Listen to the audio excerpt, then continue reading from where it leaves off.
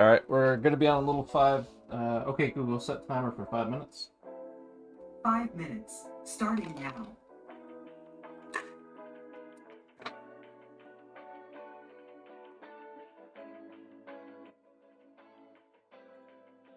We're gonna be on a 5 minute break. I'm gonna get my bearings a little bit. As you saw, I posted a free draw page for people to scribble up on in Magma Studio. We're gonna make some more pages of these for further sets in the class. Ew. Lots of people getting warmed up. Try to draw quite a bit smaller though. Well, it's not as big of a deal because this is like a free draw page, so you can do whatever. But yeah, it helps out other people if you draw quite a bit smaller on these, because you get more pixel real estate. It's okay if like you draw really pixely and small on this, because it's more about like the gesture for getting warmed up. I drew kind of large here actually. I should have probably drawn it a bit smaller. Here, I'm gonna save this. So one way that one way that we might do this, here's like my like I'm using like the timeline in the beta. Like you guys can't access the timeline unless you're in the beta for it. But I can link the individual canvas layers here so we can keep everything on the same page. I just don't know how much that's going to slow down the app for people. So let me know if we're having any kind of serious performance issues using this. But here's a link to this blank panel right here. I'm going to leave that one also as a free draw if you want to scribble and mess around in it right now. But that one's also in the Magma Studio links section.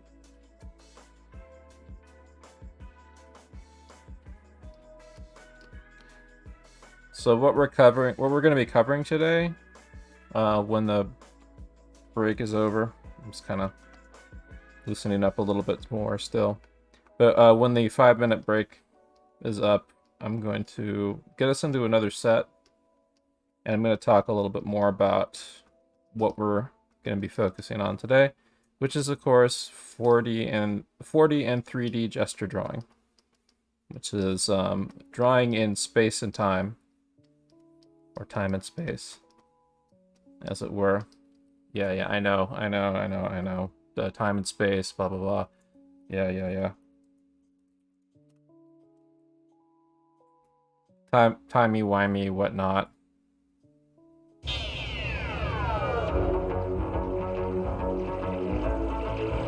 Yeah, pretty much. But yeah, so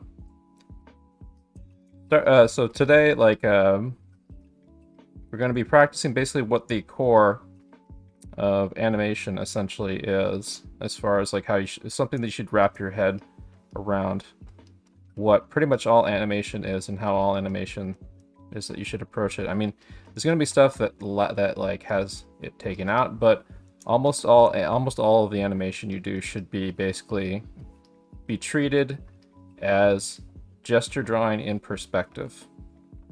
That is, gesture drawing influenced by the rules of perspective somehow. That also goes for storyboard art stuff too. But I mean, even if it has like flat perspective, that's still perspective. You have to decide whether what the rules of perspective are that your figure's following. In this case today, we're going to be practicing like a lot of freehand perspective using the rules of perspective. And in addition to that, we are going to be thinking fourth dimensionally, which means we're going to be thinking about time. What is the figure doing? What could it be doing in the future or before or after the pose that you see on screen?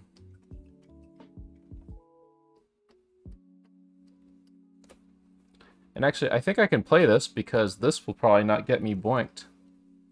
But here's some inspirational material. Try 5. I'll just put this on. This will be fun.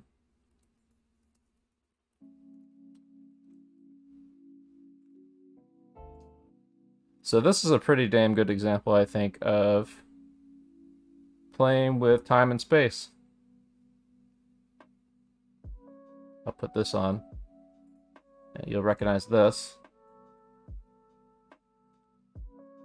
Research wasn't half bad. Here we go. Oh, okay, Google, stop. Hey, Nico. So we'll be starting a new set. Get ready to get pumped. We're starting very shortly.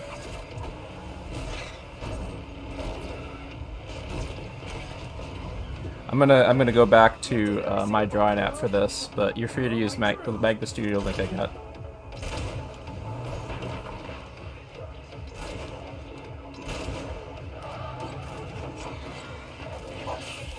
Okay, Google, set timer for 20 minutes, 30 seconds.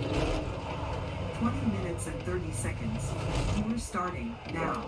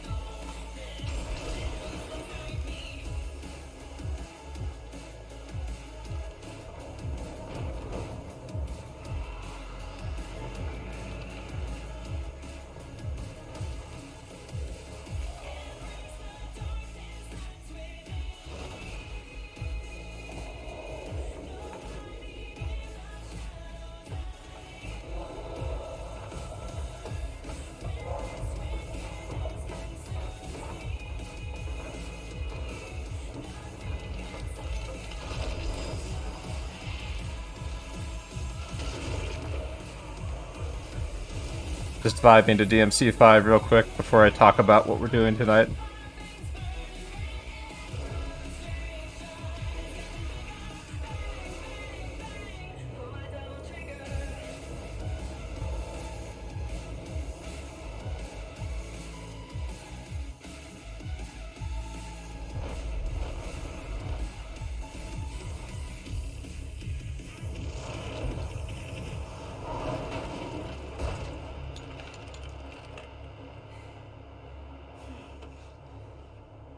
Okay, so what is timing and spacing? Well,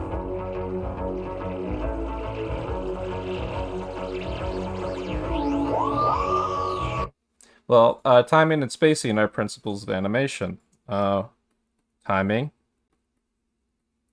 and spacing. Now, as far as animation goes, like timing and spacing, that refers to like you got a timeline and when stuff occurs on the timeline and stuff. Like fourth dimension, like this drawing right here, of a guy like standing here with his dukes up, right there. Then right here, he leans back, and anticipates a punch he's gonna throw. And then he throws the punch over here. That's what timing means in an animation. For our figure drawing, it means something slightly different. We are thinking we're still thinking of like a timeline. So we are thinking fourth dimensionally about what happens before and after the pose and stuff. Like when you get a model pose, try to think of like what the model could be doing next, what they were doing before they got into that pose, and what they could do after.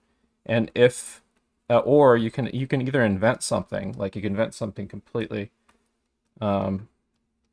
different than what they were probably doing in reality, or you can extrapolate with you can play Sherlock Holmes and extrapolate what was happening in the still image that you see to try to guesstimate what the action is.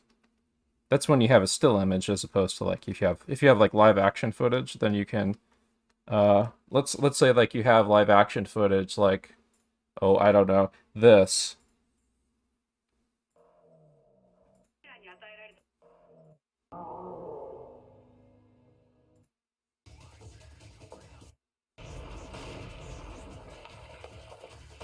Let's say you have like, say, live action footage like this.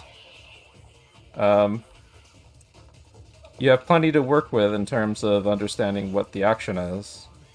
And in fact, this was reference footage that was shot for the animators, and also for like pre-visualizing the cutscenes in Devil May Cry 5.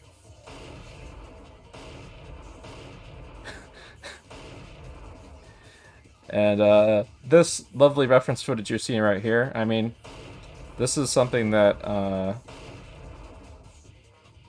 like, you don't have to maybe necessarily go this elaborate, but this is like gold for if you want to like create reference footage for your own animation or your figure drawing and stuff. Like, you don't have to go that elaborate, but shooting your own reference for things like that, it's really handy. And you'll basically be making a no-budget film of an animation or an acting thing that you're trying to do when you're shooting reference for your own animation. But that's a great way to kind of work out problems in time and space. So as far as space goes, that's... So we got 4D and 3D. 3D, of course, is how the figure places in space. We're talking about gesture drawing in 3D. Like, normally 3D, when you think of 3D, you think of like boxes going off to, like, boxes like on a horizon line, going to vanishing points and stuff. And yeah, you are supposed to think of that when you're drawing in 3D and stuff. Those are all going to a vanishing point. You got these that are going to either going to another vanishing point, or they're going on a horizon line. But like, when you're gesture drawing in 3D, there's not enough time to like really like plot out in linear perspective and accurate. I think that's a good pose to actually show this off a bit. Look at that. So you can see that there's perspective in this. It's a little bit warped because of the kind of slightly fisheye-ish look of the camera. But look, like, you can see, like, well, her body's kind of doing a contrapposta like tilt thing, but her body's also being influenced by the perspective. Like, you can see the lines back there, like this kind of cube that she's sitting inside of this I think it's like an indoor soccer something or other, but you can like see like how the lines wrap over her body, showing the dimensionality of how she's standing. She's occupying 3D space, like she's taking up 3D space. Like, you can like throw together a quick kind of floor grid. It's kind of similar to this perspective that you see going on in this. And it doesn't have to be perfect. Like, you're trying to get these down quickly.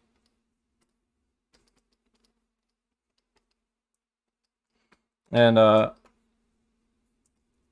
you can use like more volumetric drawing and stuff. For example, like, you can do like kind of wrapping lines over here, and a kind of a tornado effect, which we talked about last week, to sort of like indicate and try to analyze the direction that things are turning in space.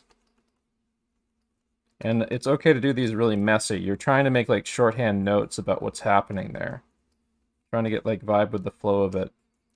Another strategy to handling figure drawing in perspective is you start with a box that kind of helps establish the area that the figure occupies in, like this, for example. And then you can kind of play around with the gesture, like this. You just remember you got to correlate the limbs to each other and stuff like that. You got to correlate the knees to each other. You create this kind of invisible, like, 3D jump rope that can go between the limbs to sort of correlate them to each other. But you think about like this is a figure that we're looking down on top of, and it's in kind of like this fish tank cube in here. Decide where the foot's going to be placed and stuff. You can use these just about for anything, and the fact that you're just doing it in gesture drawing means you don't have to be precious with it. You don't have to be like completely 100% accurate. It's just to get like a quick impression and a quick read on massing in like how the figure that you're trying to do occupies a 3D space. And doing exercises like these with Figure Quick Sketch in 3D and 4D will help you start to utilize these things for animating and storyboarding and other things.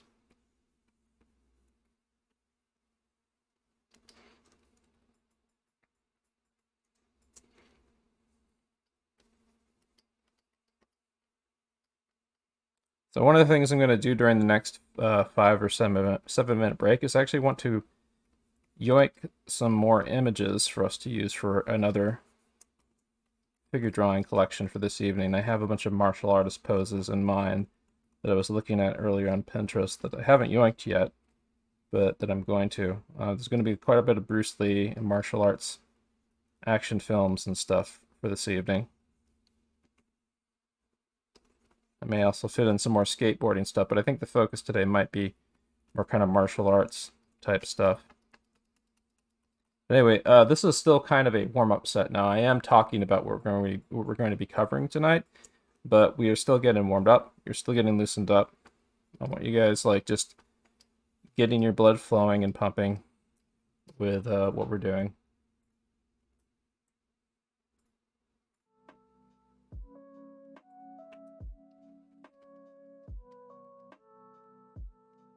So just get into the vibe of what we're practicing tonight.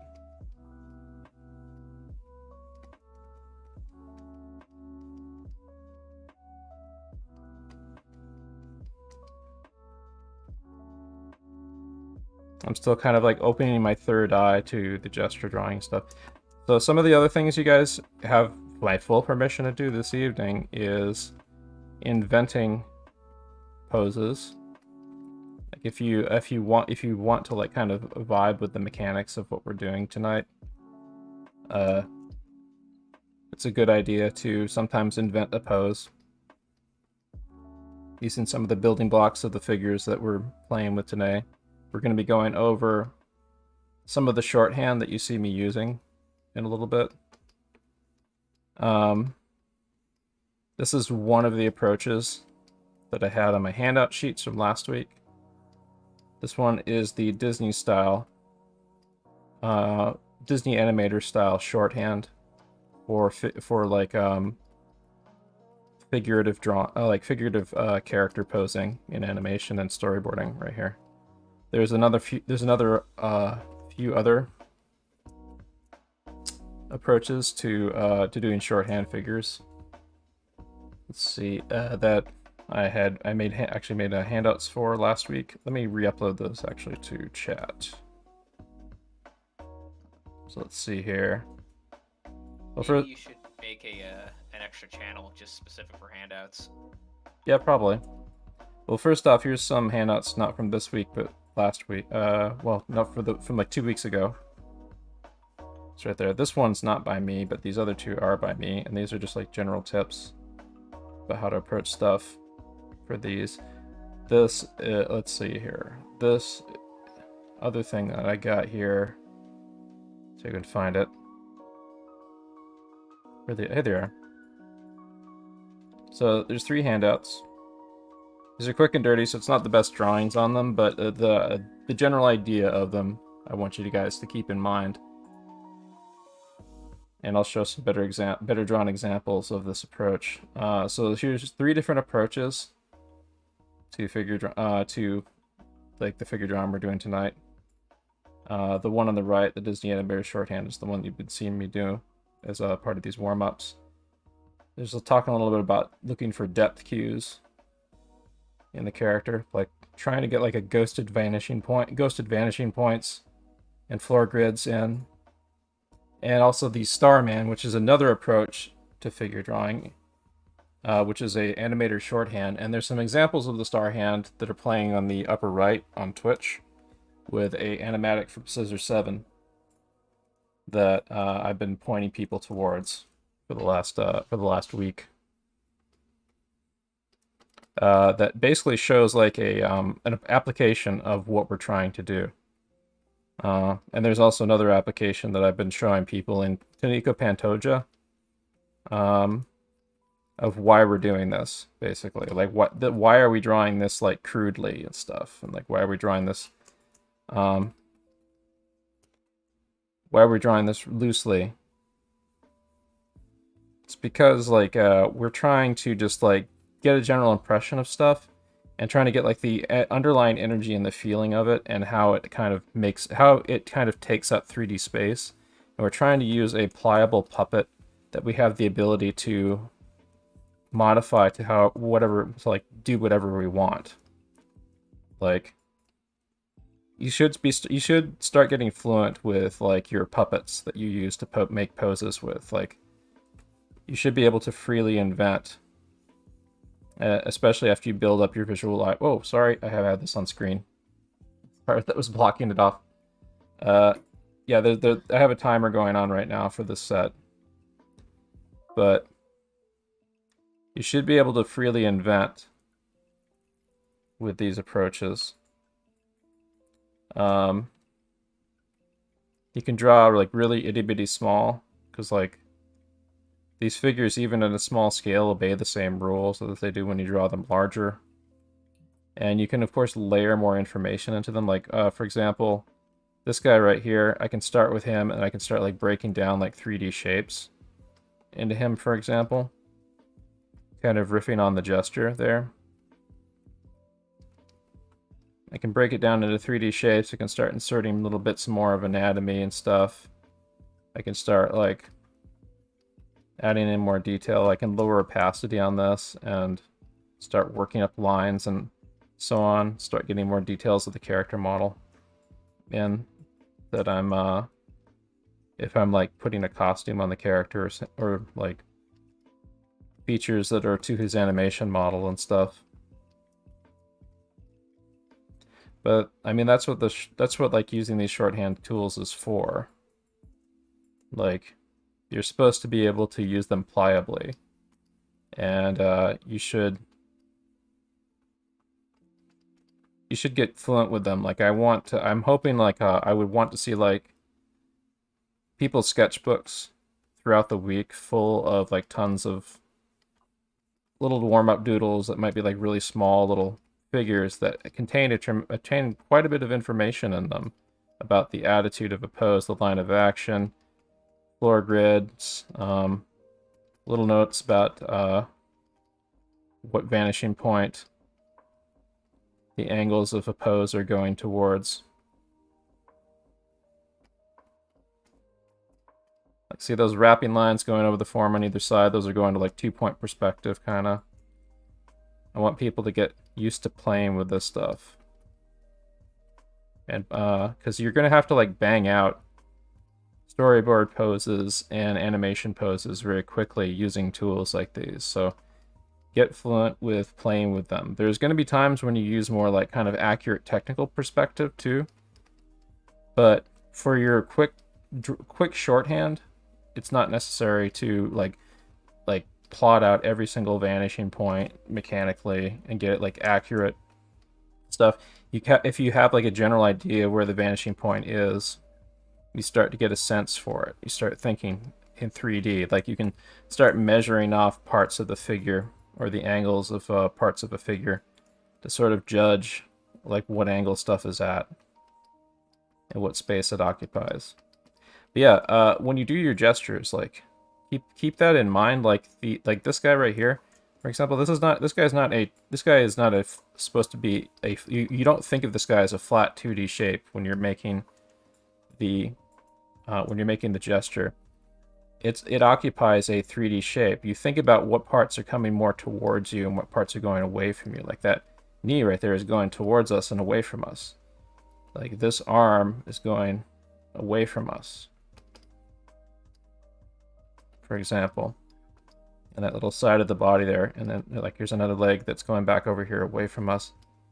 It's a really extreme perspective here. Actually, I'm going to make this one come towards us. So look how easy it is to modify it. So that hand is really coming towards us. I'm going to tilt that head up so we see the underside of the chin there.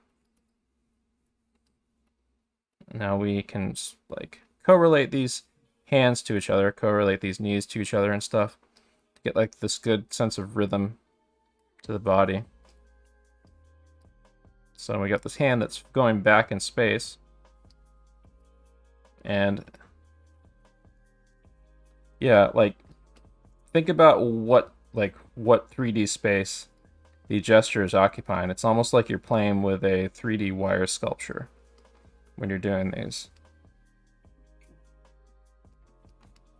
And the gesture, mind you, the gesture is the underlying action and energy of the pose.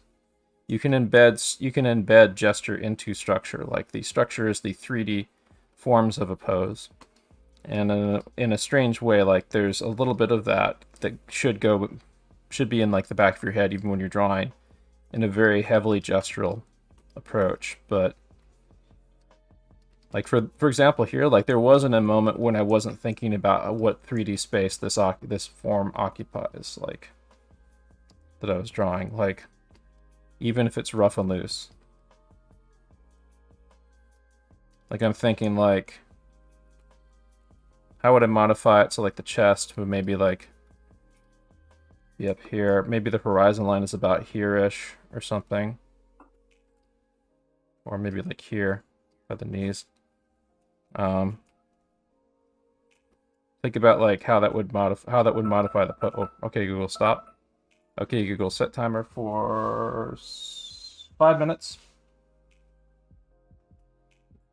Okay, Google, set timer for 5 minutes.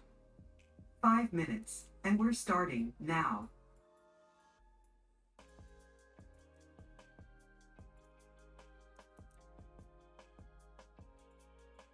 All right. So we're off to a nice energetic start today. Like you should feel this. Like if you should be getting a good feeling of the flow of this stuff as you're doing it. I'm gonna take a peep at what people might be posting in of their warm-up sets in the Drawing Corner chat. And if you got any to post from these 2 warm-up sets we've done. And then we'll actually no. I'm gonna start doing my yoinks. But yeah, upload anything you've done so far to the drawing chat. I'm going to show you guys who haven't seen this before how I do my yoinking for my figure drawing set. I use a app called PureRef, which is free. Here it is. I'll link this, and I think that you guys should get a hold of this too. Make sure you download and get a hold of that for yourself. And in addition to that, there is a $15 app that I'm using for the time figure poses here. It's called Gesture Drawing 3, and this one's $15, but it's it is the time pose app that I'm using, and you can export stuff by folder that you've yoinked into PureRef to create your own little figure drawing sets, basically custom timed figure drawing sets for yourself. So you can do this on your own, independent of me, if you've yoinked your own folders of figure drawing. So we're gonna look for some quality yoinks from Pinterest right now. So I'm gonna be looking for a mixture of really good, well-drawn drawings, like this one's a good one, to do kind of quick reference pose studies of, and I'm also gonna be looking for photos of martial artists and athletes. Bruce Lee is gonna be a good one to yoink. Yeah, this one right here, this is, yeah, I'll throw some of this stuff in the mix, why not? But yeah, you can see like on these, this is somebody who's cut kind of like an anatomical anime shorthand approach that's more volumetric and so on. But it's still like, without even drawing a floor grid, like the idea of like those lines going into perspective are in there. So this will be nice to throw into the mix to be influenced by for this evening. So I'm going to throw some of these in here. I'm going to try to throw some of the ones that will be little bitty curveballs that'll kind of act as sort of a way to touch base with reality or something. Let's see here. There's a lot of good stuff. But these will be like kind of like a way to do a quick kind of thinky analysis of what we're doing, referencing an existing drawing. I'm seeing some pretty good drawings here. Oh, I love that page of hands. I'm going to use that. That'd be a little curveball of having us do a quick hand study with the cubes. Let's see. Let's throw that in there too. And this, because why not? So let's see.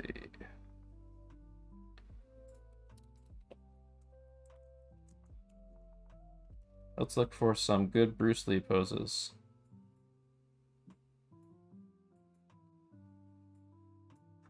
To start with. That's just him standing around, but I mean, it's a different attitude pose, so we can use that. But there's going to be a lot of martial arts poses with Bruce Lee that I'm going to try to look for. And hey, look, there's photos of him just standing around. We can just use that too. There's attitude and gesture to that. Why not? Like anything that has some kind of a feeling of attitude to it, I'm going to include. In addition to like the more dynamic martial arts posing in here.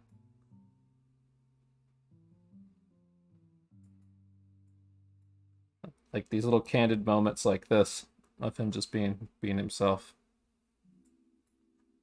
Those are also good. Throw in the mix. Okay, Google, stop. So we're gonna spend another little bit yoinking. Like I want to yoink around maybe like over 100, somewhere over 100 images here. But let's see.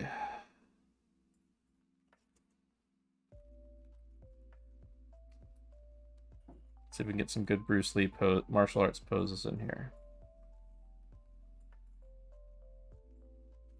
That one's already in there. Good. Good. That was a very nice perspective-y camera angle. Nice flying kick.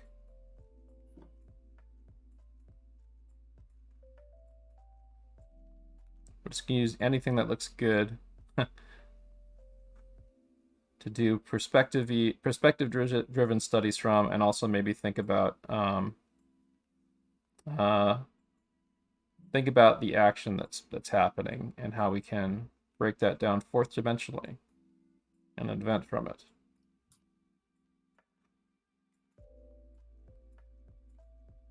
Also, if you happen to have any good martial arts reference poses that you'd like to share, please share them in the Discord chat. We'll add them to the mix too. But I'm just going to go through yoinking some more of these. So we'll have a good selection tonight.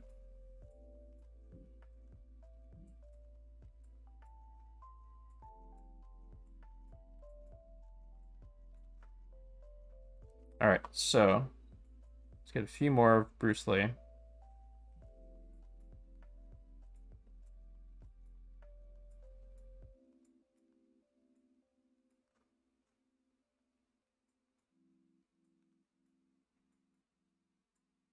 Maybe we get about like, oh, I don't know, 5 more.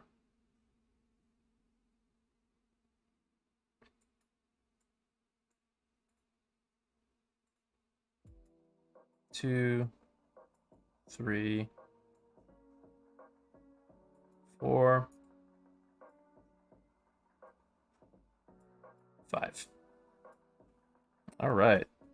So arrange that. Save this. Put this in my gesture drawing folder, figures.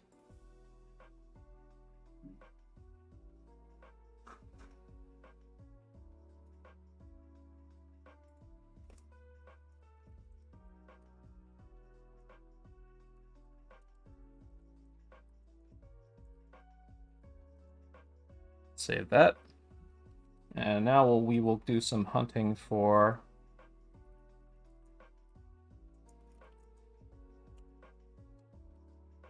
some martial arts poses. This will be more generic than just him. But let's just yoink as many as we can of some really good dynamic poses to get a good variety in here.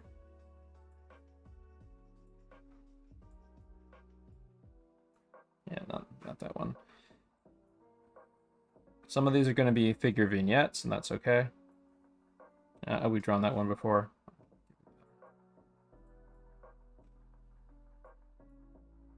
I'm going to try to get poses that I know we haven't really drawn before in here for the most part. So I'm going to try to avoid stuff that looks too familiar. But we're going to spend a little bit of extra time throwing these together. Get in our yoinks in, and I'll be able to share the PureRef file of this for you guys to download and use for yourselves.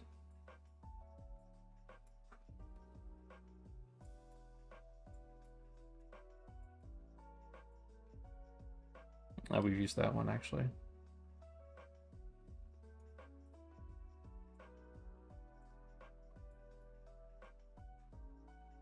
There we go. I was looking for this. There's a bunch of image sequence stuff, kind of like this, that I want to see if I can find. Yeah, I'm going to yoink a bunch of these image sequences here.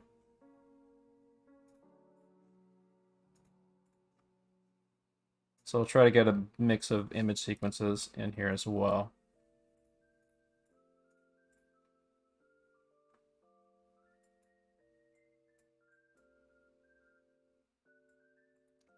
We're almost there. Just got a little bit more of this stuff.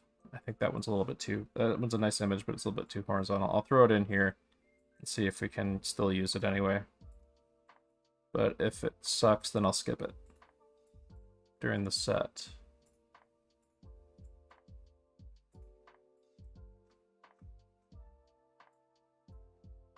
There you go. Some of these I recognize from other figure drawing sessions we've done.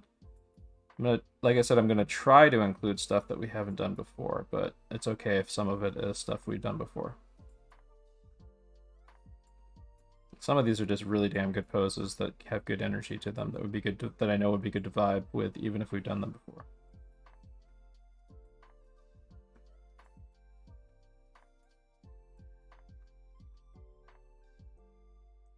Cool, we're almost there. Just got a few more. Look, image sequences. That's nice, very nice.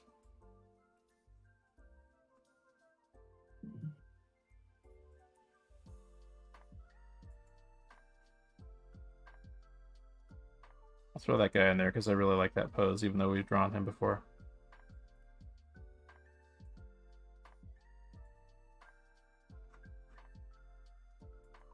Let's get like a few more.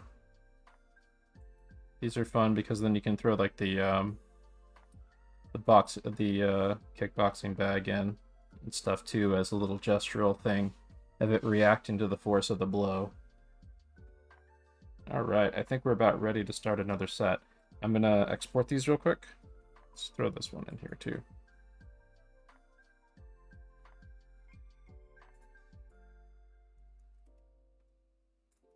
All right, so arrange, optimize, save. And now I will share that PureRef file right there. And remember, PureRef is free, so you can download and use this too. Use the poses too and export them yourselves as well.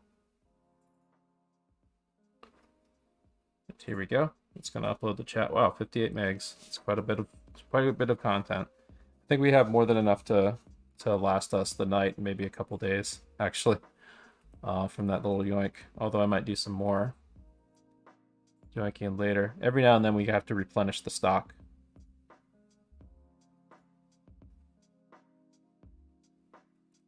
So while that's uploading, I'm going to export these.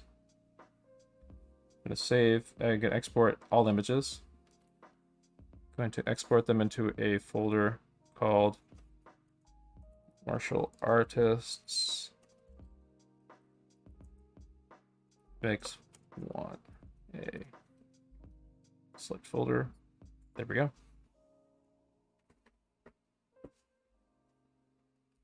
You can post it in the drawing corner, or you can post it in the art reference section. Either or is fine for now. If you post it in the voice chat text, then I'll see it, because I'm probably not gonna look too much at the I'm probably not gonna look as much at the reference section, but we do have an art reference section in here that you're free to post that stuff in as well. Right here. Yeah, those are good. Yeah, I'll yoink those for when we start another like another file for the sets. So we're gonna grab our new folder.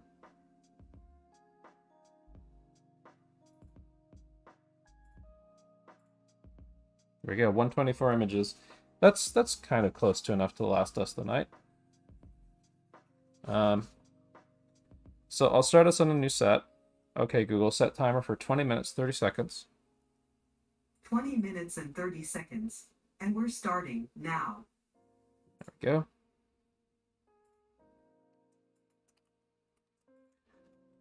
Also, I'll start up maybe another Magma Studio a little bit later. I'm gonna not utilize Magma Studio as much during the class today, but towards the end, or as kind of a way to kind of mess around and have fun when we get towards the end of the set tonight. I'll definitely bring up some more Magma Studio stuff, but yeah, I want to keep continually using Magma Studio for like smaller and bigger things, whether it be for fun or whether it be for like really serious study stuff. I was experimenting with using it for like studying collaborative anatomy practice, like on Sunday. So that PureF thing that you have, you can export. You can export like mood boards basically of those images also. So what I was doing was I would throw together kind of a worksheet, like a worksheet of figure poses and stuff, or like of anatomy to do like studies of, and then like people could jump in and like do side by side and draw over studies and stuff like that over them. I only got to test it for a bit, but I mean, I want to use that like way more in the future. That'll be really, really fun, I think. But I was doing like a little torso anatomy refresher last Saturday.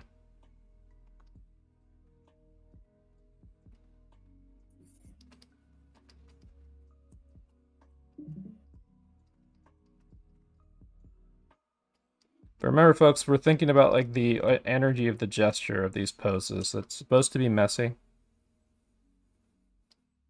You're thinking about like what the pose is doing, what its attitude is, what the energy is, stuff. Like, there's going to be time to insert anatomy and things like that later. I'll do a little detour. I'll do a little detour to show you guys a little bit more why we're drawing this way, and to what end this is serving us. You can see one example of it in the upper right on my Twitch stream, which is like animatic using Starman poses and like really loose gestural poses and stuff that are like still obeying the rules of perspective. That's very important. Like, if your pose has the integrity of perspective and perspective in mind, that really transforms it. Gives it an anchoring in and a design that occupies a 3D space. So look for that. Like, get casual about using that tool. Freehand perspective. So always remember, like, you whether decide if you're doing 1 point, 2 point, 3 point, or even fisheye 5 point. When you're doing these, kind of decide like generally where the VPs are going and stuff. Like, you don't have to necessarily plot them, but if you want to kind of orient your eye for that, it helps. And if you didn't quite get lines going in perspective, stuff wrapping over, you can go back in and like kind of wrap over the form, sort of like what I did there.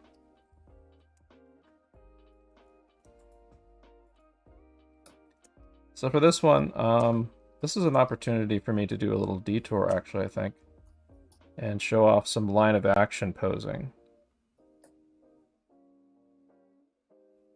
Just keeping my hand loose, but I'm going to be doing these kind of gestural line of action poses here with these, and try to do them quickly. Try to capture the essence of what they're doing.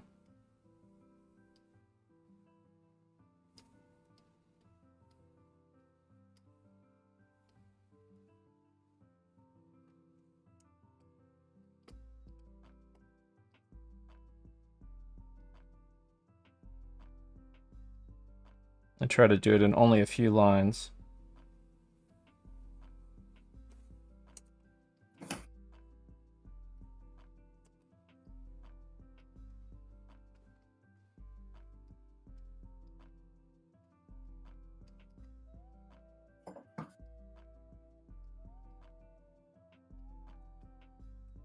Okay, I'm looking for the line of action here.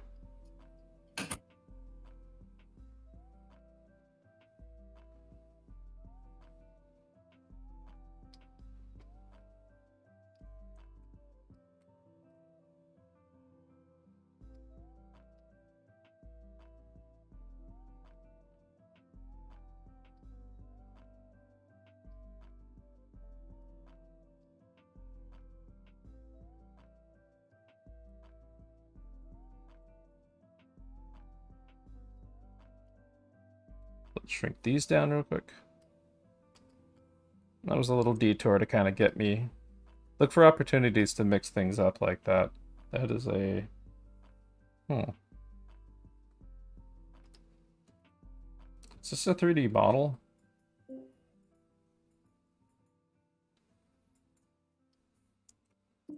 I mean, it's a great picture, but is this a 3D model that we're looking at of Bruce Lee?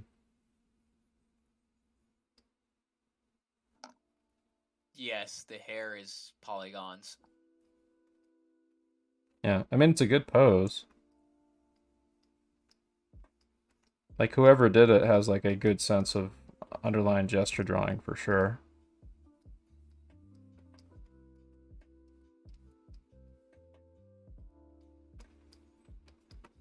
So, in the words of Steve Houston, like, unless the gesture is working, everything else, if the gesture is not working, everything in your drawing will fall apart. Like, so the purpose of the gesture serves a lot of purposes, but one of the main concepts of why we use it so extensively is because reality and like complex forms like the human figure or organic forms in nature, there's tons of stuff going on in it. It's like impossible to like accurately record everything that's happening in nature in front of you, especially with a human figure.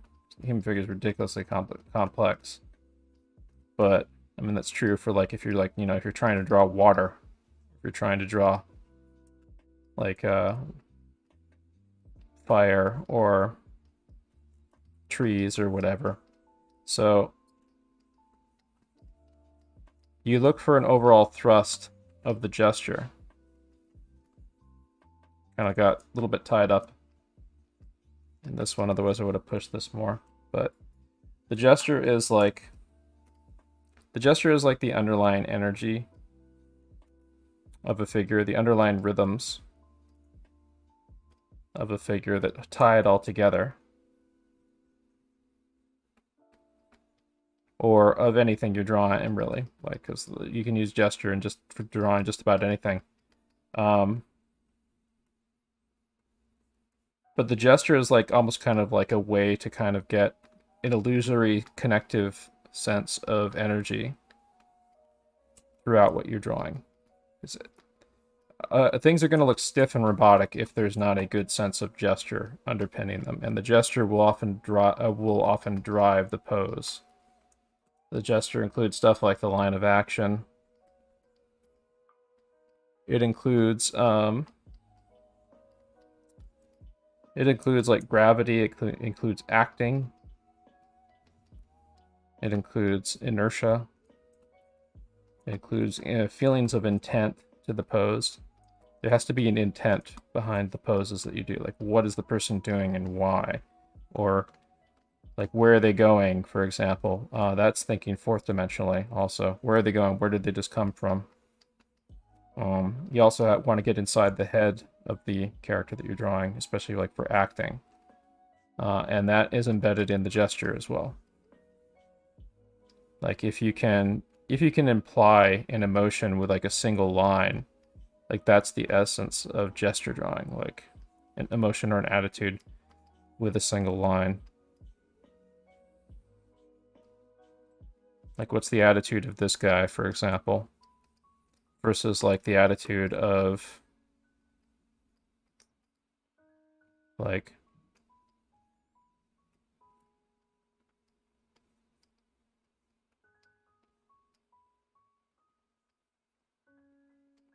this.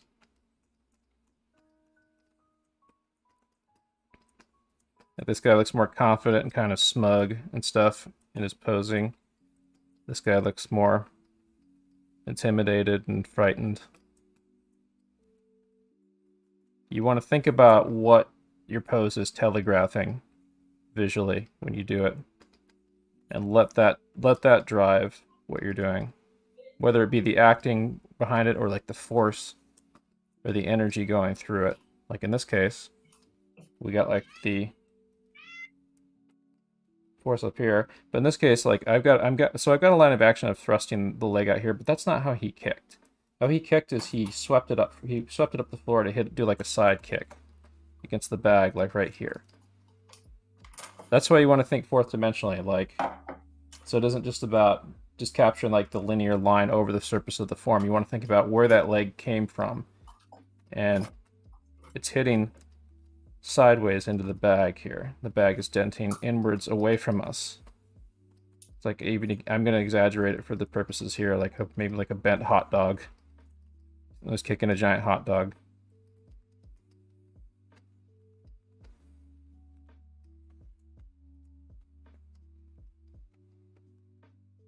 So you want to kind of turn on your third eye to think both three-dimensionally and fourth dimensionally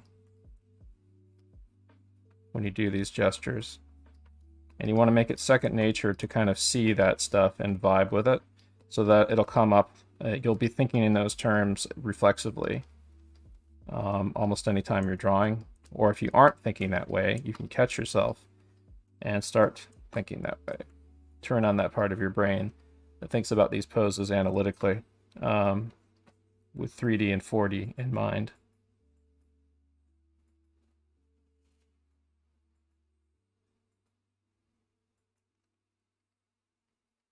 So whether you have live action footage or sequence photos like this, these are really gold for getting you to start thinking in 4D, because then this increases your visual library sense of how a figure moves through space.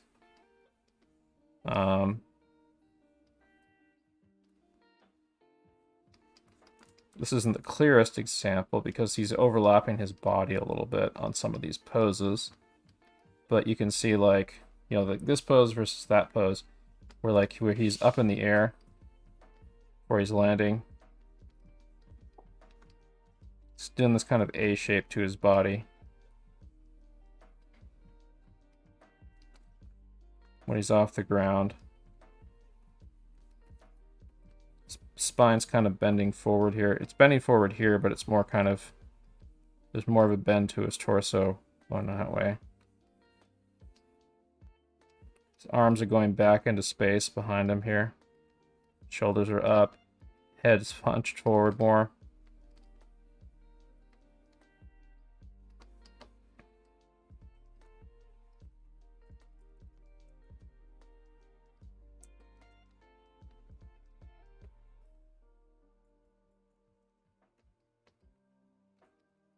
But you want to start thinking in 4D and start thinking about how to design actions. Like, when you start thinking in those terms, you can also start thinking about how you would invent stuff or modify these poses to do more, to have him do more stuff that isn't on there. If you're really getting really seriously hardcore about animating, that might be a sign to shoot some additional animation reference for yourself. But you can also just, like, if you're feeling confident, you can also just, like, freely invent what happens next, or invent poses that fit into something that you're referencing.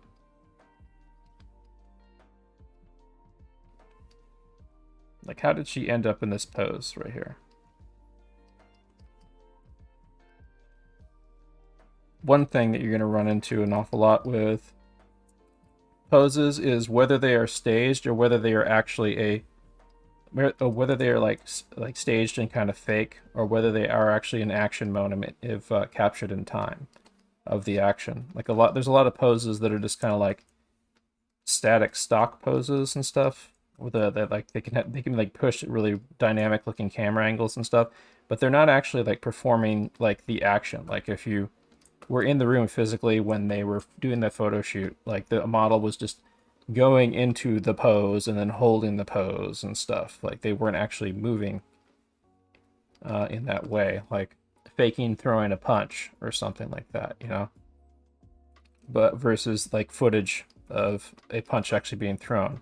It's not to say you can't still use to stuff like that. You just want to be aware of that when you're using reference. Like you can kind of learn how to take reference photos that take the reference photos that are a little bit more staged looking, and then push them in a way that makes them not look staged, because you have that capacity to think fourth dimensionally about what a pose could be doing and what underlying energies are in it.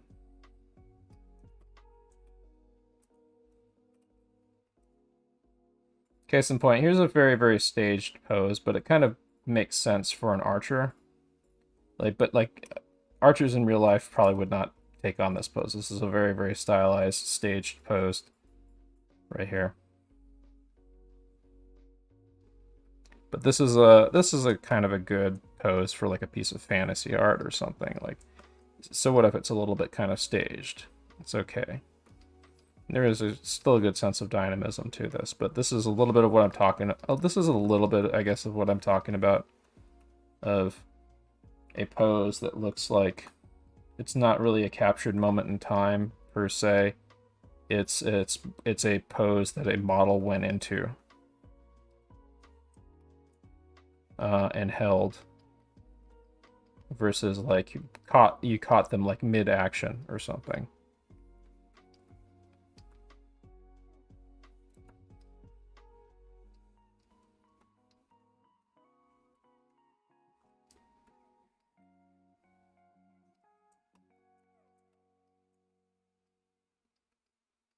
I'm going to do a little gear shift here and start utilizing the Starman more. I think this is a good opportunity to start breaking him out a bit. So what the Starman is basically a 5-pointed figure. A simple 5-pointed figure. You'd see some examples of him in the Scissor 7 animatic I have on the upper right. But the Starman is a modular, simplified shorthand for animators and storyboard artists. You'll mainly see it in storyboards, but you'll also see it in rough animation a lot too. It's kind of like a 5-point figure that. So this one right here, this is an anatomy study, but it has an overall gesture to it to kind of get like the flow of the pose here. So I'll leave you to do that, but I'm going to continue showing examples invented real quick, because I'm going to do a little bit of a gear shift for the next drawing. So I think we're coming to the end of this little 20-minute session, and we're going to take a 5-minute break again, and then we'll do another set. But I'm going to be utilizing the Starman a little bit more for the next set that we do. So I'm getting kind of a little warmed up for that right now.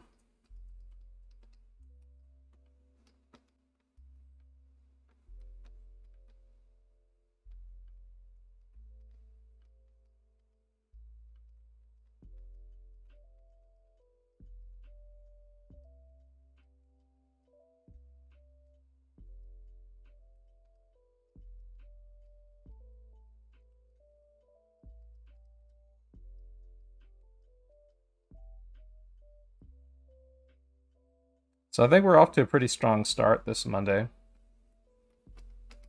I'm definitely feeling it. Like, so what happened last week is during like Monday and Tuesday, like I kind of got off my rhythm because I was trying to do like an experimental workshop analyzing analyzing stuff from the movie Patlabor 2, which is fine. But the thing is I wasn't completely like cognizant of like how to get more value out of that. Like I didn't have like a clear plan of attack that really focused things. What we do have right now as a clear plan of attack is like this gesture drawing stuff that we've been building on for the last several weeks. And this is something that we can dig into and build off of and build confidence with and fluency with.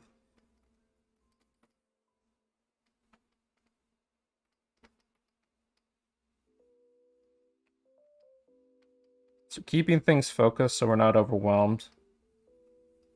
And so we can concentrate on one thing at a time. Okay, Google, stop. Or one area at a time, in this case, gesture drawing in 3D, 4D space. Which are both kind of interlocking concepts, but they kind of flow into each other naturally. Like this is something that you want to get intuitive with so that you can have it handy for when you are like storyboarding and stuff. Or even doing studies and so on.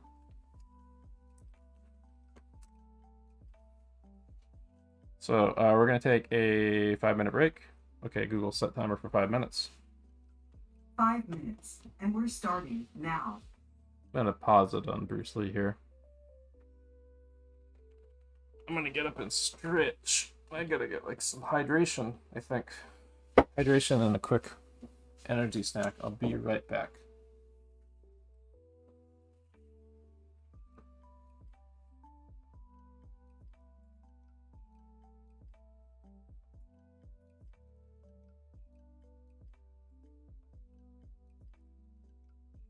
Let's see what people are up to. Yeah, I don't think that that's necessarily the best reference to use right here. I would look for stuff that's like much more dynamic than that. Like that can be I mean, stuff like this is helpful as like an instruction manual for like the moves themselves, but not necessarily for reference drawing. Yeah. Some gestures in there. Yeah, upload them if you got them. I'll just leave that on screen there.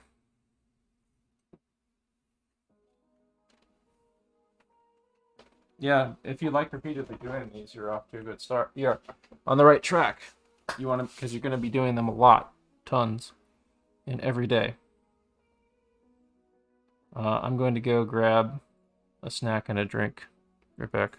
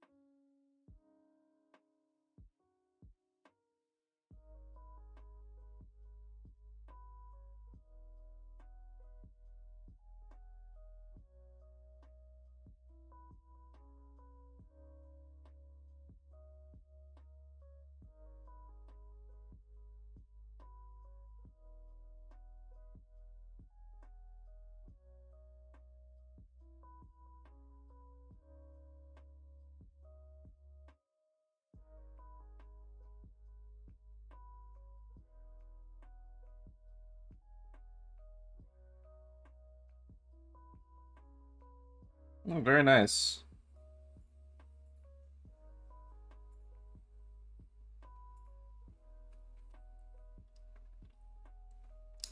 Alright, we're gonna be getting back to another set in a little bit. I'm just sipping my drink. Getting a little caffeine in me.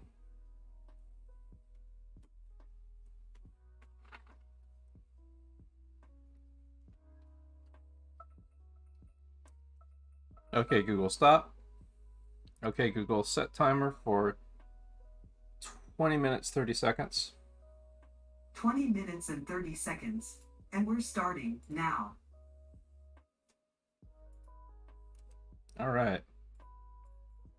So like I said, I want to start using the Starman some for the next set.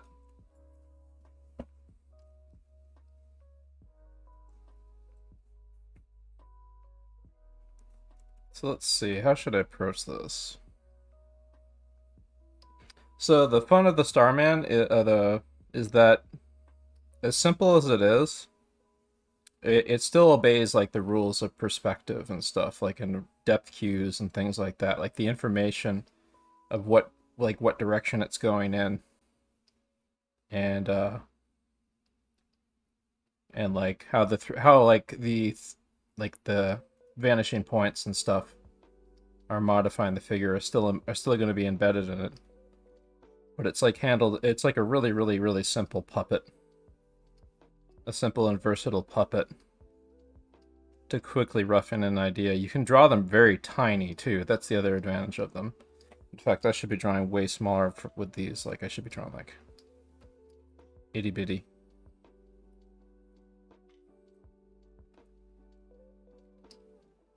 You get way more control over the figure too if you draw that small as well. It's a nice way to kind of reorient yourself visually. So you're drawing really big.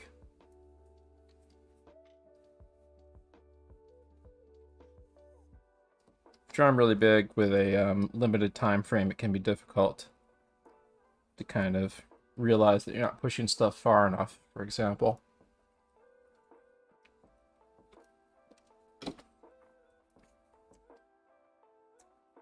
Zooming back, you can get a lot more control, like I just did now.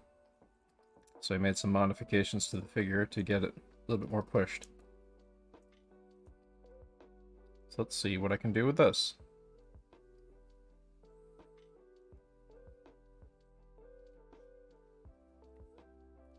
Starman figures are also modular, so like if something is important to a pose, like a facial expression, or a little more detail or something for a storyboard piece, you can see examples of that in the Scissor 7 clip in the upper right.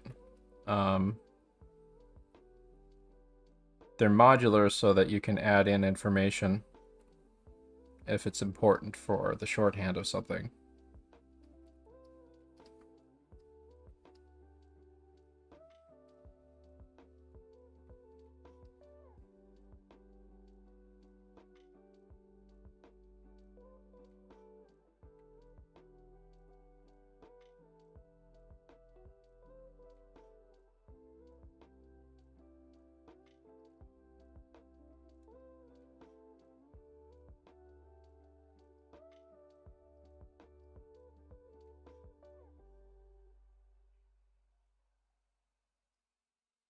There we go, just drawing itty bitty.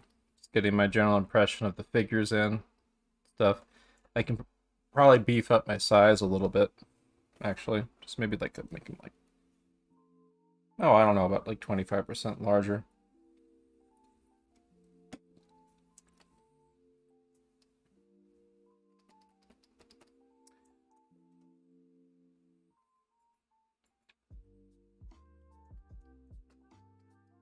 So my plan for tomorrow, there's a few books that I'm been looking at to do studies from, and a few resources in particular that we're going to dig into tomorrow. One of them is a book called Framed Ink. It's a really fantastic book for storyboard artists, character artists, environment artists. Storyboard artists, animators, environment artists, concept artists, and so on, and comic book artists. Framed Ink is a book about composition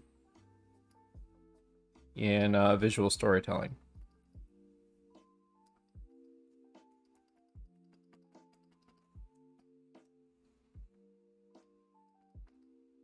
And it is a fantastic resource. And there's a couple sequels to it. There's like a sequel, and there's like some other books by the same author that kind of delve into similar information and are really good, really freaking rad. So we'll be digging into some of those tomorrow. That'll be happening in my personal Discord tomorrow for like a day study session. In addition to that, we are going to be going over the subject matter that is going to be the subject of Wednesday's figure drawing class, which will be building on the stuff we did this week. This week, the subject is going to be about exaggeration, which means that, like, compared to what we're doing today with trying to push poses and stuff, like, say, for example, if you get, like, something like this, you really push the perspective, for example, on the bottom feet there, or, like, up here.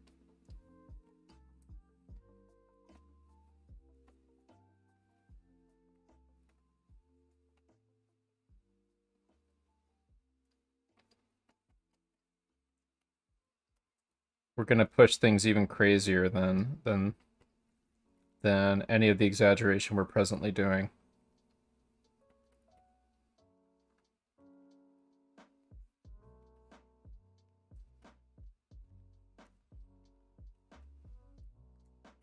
And that's because we spent a week playing with those depth cues and stuff, and trying to like see how we can import our impression of the action on paper. And so this next week, the new subject, starting Wednesday, in which we're going to be doing some Discord only, not on Twitch, studying of tomorrow in prep for that, is going to be about really pushing the energy of that action, those actions, and like really modifying the poses as we see fit and so on, because we've gotten kind of like a smattering of the rules, and now we're going to be like bending them even more and playing with them even more. Hey, Spacedad, have Yeah. you taken Alex Wu's gesture drawing course by any chance? That is literally the thing that we are referencing for these. Yeah, oh, okay. I was wondering because Yeah. they're following the same order of exploring space and Yep. exaggeration. Mm-hmm. Yeah, I'm right now. I'm in the exaggeration class. Still haven't moved past that one. Good. Then you're literally caught up with us right now. And tomorrow during the day in my Discord, we will be checking out some of that stuff too and studying it together. Okay, nice. And then on Wednesday we will be talking about it and doing it live basically covering that subject matter live on Twitch.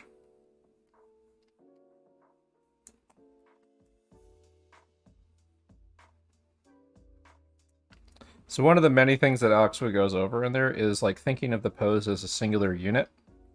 And here's an excellent example of that in action. With this Bruce Lee pose that someone actually did like kind of a Photoshop cutout right here of that kind of like A shape of around his body there.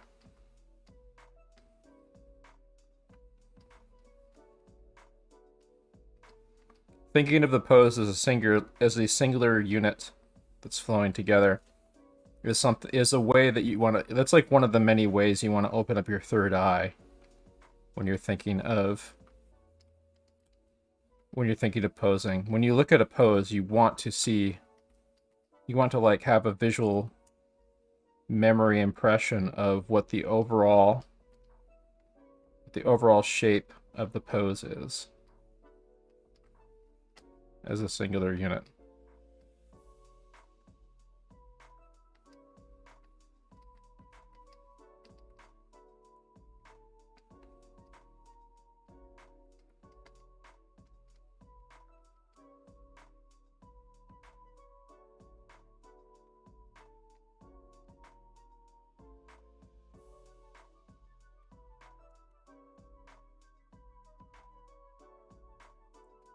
So I've kind of deviated from doing the Starman a bit. I'm going to try to reel it back in again. Get some invented poses in.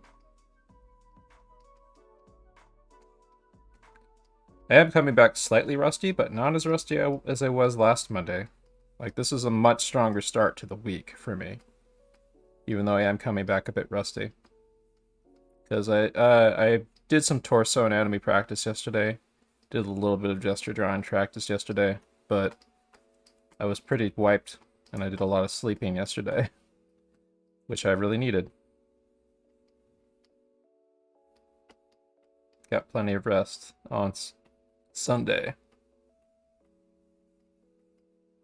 Yeah, I'm kind of rusty as well. I had to take a couple of days off because I was feeling a bit of an art block coming my way if I didn't stop for a few days. Yeah, you that's the other thing, folks. You want to pay close attention to your body and give yourself permission to take breaks at certain times. There are times when we're all only human. And there are going to be times when you have to rest. But just so you know, like if you can pace yourself for it, you do want to try to draw every day, at least some. Even on your off days, like try to put in a little bit of time. I put in a few hours yesterday. But I really did need the rest.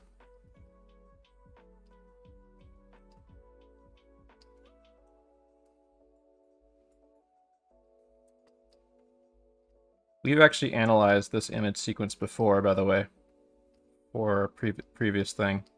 Like, I actually invented some animation key poses off of this guy. I love these image sequences like these. There's quite a few of them. There's quite a few of them if you dig around on Pinterest. Try to see if I can collect more and more of them. But these are really fantastic for, like, seeing at a glance, like, how to think about poses how to think about poses fourth dimensionally.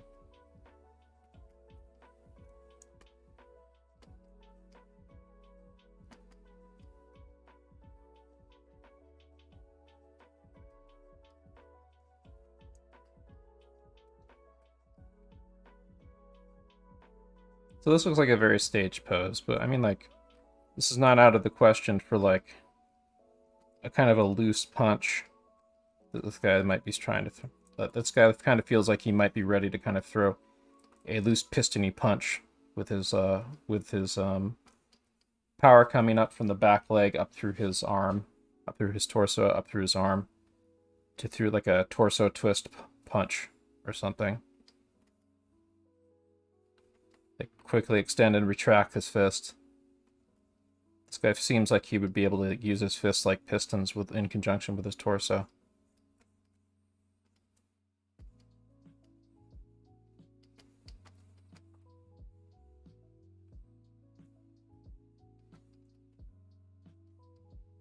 So one of those strategies that I use in lieu of floor grid sometimes is something I like to call the jump rope. It's kind of like a shadow, which is also kind of like a ground shadow. But it's a way of kind of like drawing like this kind of like jump rope on the floor. It's like linking between the two feet. Sort of correlates them together. You can also use ground shadow too. Stuff. This guy actually does have a ground shadow that I can use with the jump rope as kind of like a double cheat.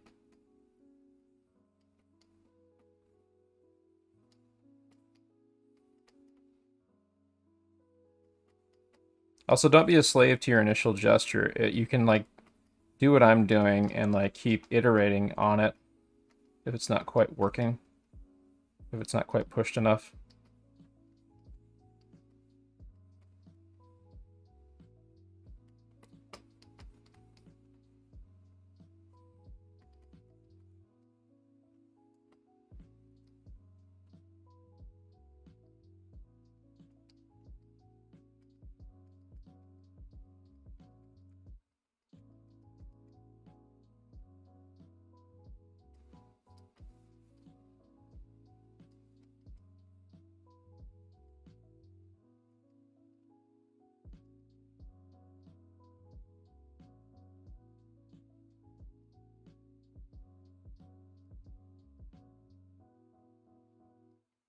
been so much speculation about what caused Bruce Lee's death over the years.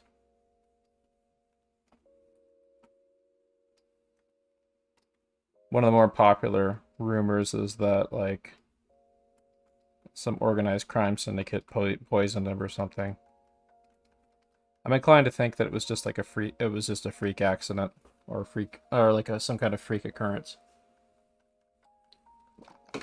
Yeah, I remember hearing something about the story being that he took an aspirin and died. I heard the same thing, like a freak accident involving some medicine that he took. Yeah, I mean it's entirely possible that there might have been like some medicine he took that just bad dose, bad batch or something. But yeah, like the speculation about whether he was poisoned or something, like maybe he ran afoul of some organized crime folks that just wanted him gone because he was speaking, because he spoke out against like Chinese organized crime a lot. So that is like one way that that's like Didn't one. he also actively violate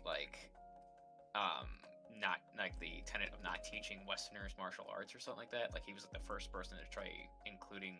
Yeah, but I don't think anyone would poison him over that.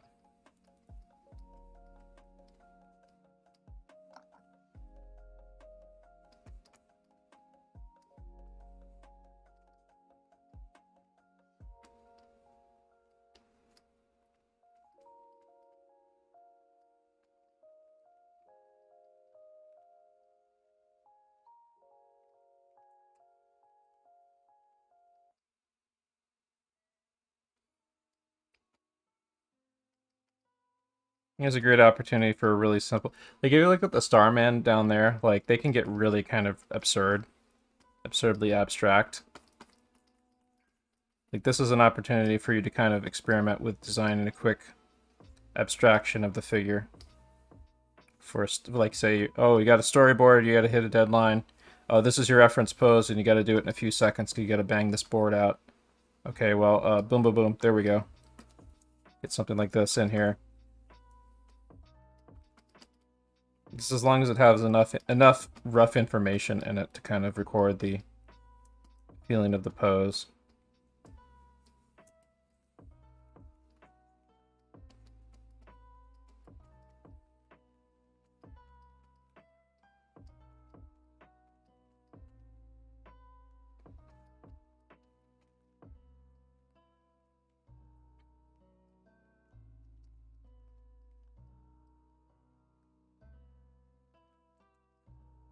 So fear not, we're going to be doing more of this tomorrow. I'll have Astropug around in the chat to have the have a bunch of the time poses going tomorrow in addition to the other study we're going to be doing. Yeah, there's a really good storyboard artist friend of mine who works at Netflix currently who gave me a ton of free storyboard artist resources to study from. So we're going to be taking a look at some of those tomorrow. I know we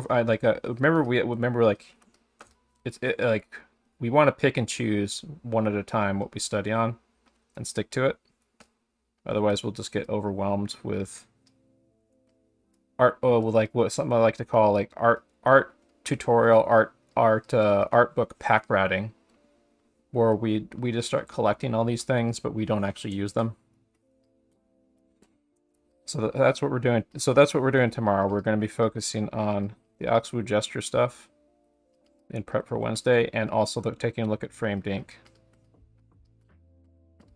The lion's share of our focus is going to go into the Oxwood gesture drawing stuff, but we're going to take a dip into framed ink. Framed ink is not a book that you like study from in one sitting either, too. So it's going to be a slow burn. Some of what we're going to be getting out of it tomorrow is strategizing about how to utilize the stuff for like storyboarding projects and other things that we're doing. The reason I want to start getting into it is because like I'm taking that storyboarding class that starts next Monday, And the framed ink more than likely is going to probably be on the syllabus. And not only that, but I mean, even if it isn't, like, the subject matter in it is really, really essential for story artists. It's like a amazing universal book that would... There's no reason to not study it.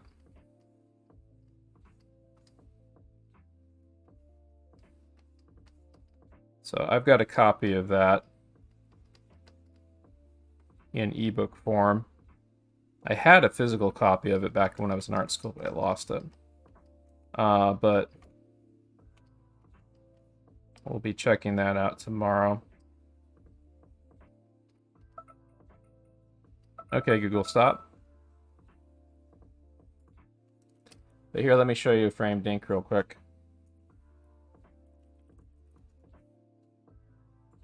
There we go, framed ink. There's also a sequel book right here, but hopefully there's like some little sample pages in here. But this is framed ink is a really fucking rad book. It covers comic composition, but it also covers cinematography composition for storyboards and film. And the panels in them are like really beautiful, and they show off like you'll often see like storyboard artists doing studies that look kind of like these and stuff of existing live action films, and they got that from framed ink usually. Oops. Oh, here's an artist that's talking about it here. So. Yeah, this book gets referenced an awful lot. Like breaking down the composition into like simple abstract ideas and shapes and stuff.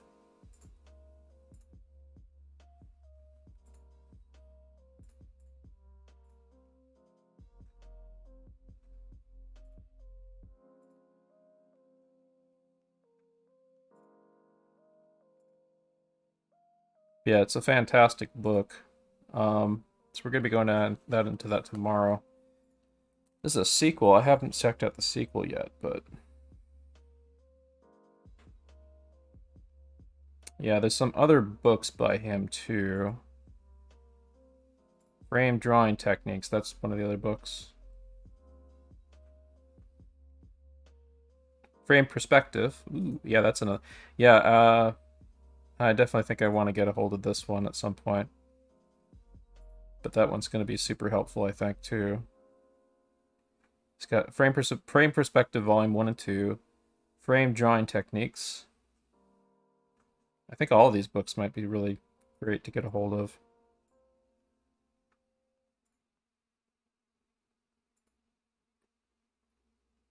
Cool. I don't know what's in framed ink, too. Oh yeah, Scott Robertson's book right here. This is also a really good one for a lot of the same subject. It's not specific to cinematography stuff, but it covers like perspective and composition.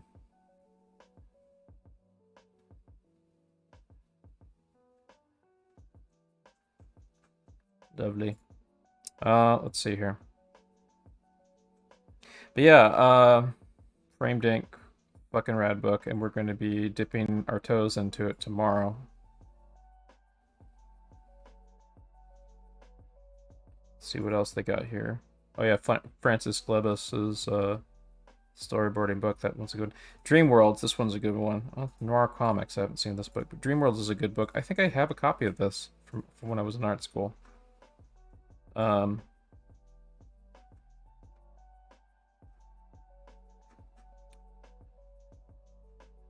Dream Worlds is about like composition and environment and stuff, figure composition and so on. Look at these studies in here. Yeah, I think I want to keep Dream Worlds handy tomorrow too. So we'll put Dream Worlds on the agenda to dip into, because these show off good examples of the kind of compositional studies you can do using existing films and so on. It's how to draw noir comics. Is this any good? I don't know. I can't speak to how good or bad this is, but there's some good looking panels on the back page at least.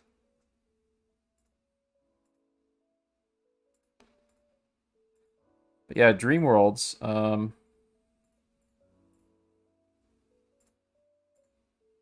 That seems worth keeping handy for sure.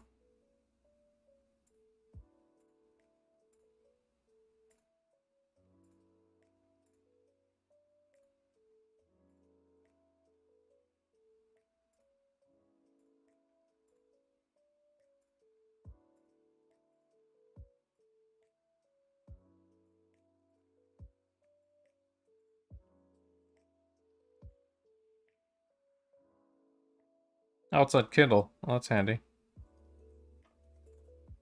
That's cool. But this isn't. This is framed ink you can only get physically, it looks like. Fortunately, it's at the same price it's always been, which is like 20. Yeah, don't forget to stretch all, y'all. And also remember folks, we are drawing tonight, we're drawing with time, we are drawing in time and space.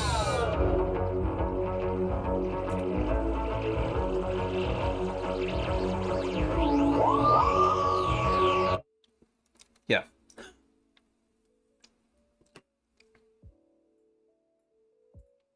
Did I set a break timer? I don't think it did. Okay, Google, how long is how much time left on timer? It looks like you don't have any timers set at the moment. Didn't think so, but I'm gonna give us about, let's say 3 more minutes to kind of stretch and stuff, because I definitely need it a little bit. Okay, Google, set timer for 3 minutes. 3 minutes, starting now.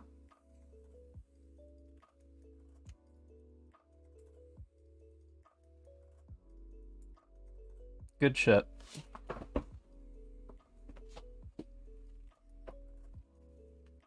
So the class that I'm taking, it's actually going to be occupying my class time on Mondays. What I might do actually, depending on I want to see how things break down for partitioning my study time and my homework time for the class. But the class is 7 to 10. I think it's 7 to 10. No, it's 7 to 11. I think it's like 4 hours or something. It's on Mondays. So I'm thinking I might actually still I might still do something on Mondays. But I want to set myself up so I don't get exhausted for his class. I want to get warmed up somehow.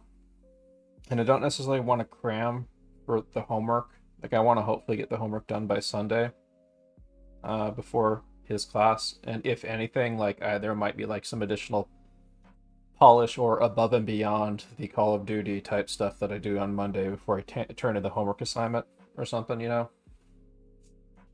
But I want to figure out. I want to see what the homework is going to be like, and I want to strategize about how I'm going to do it, and how I'm going to have to modify my class schedule here with you guys to fit that stuff in.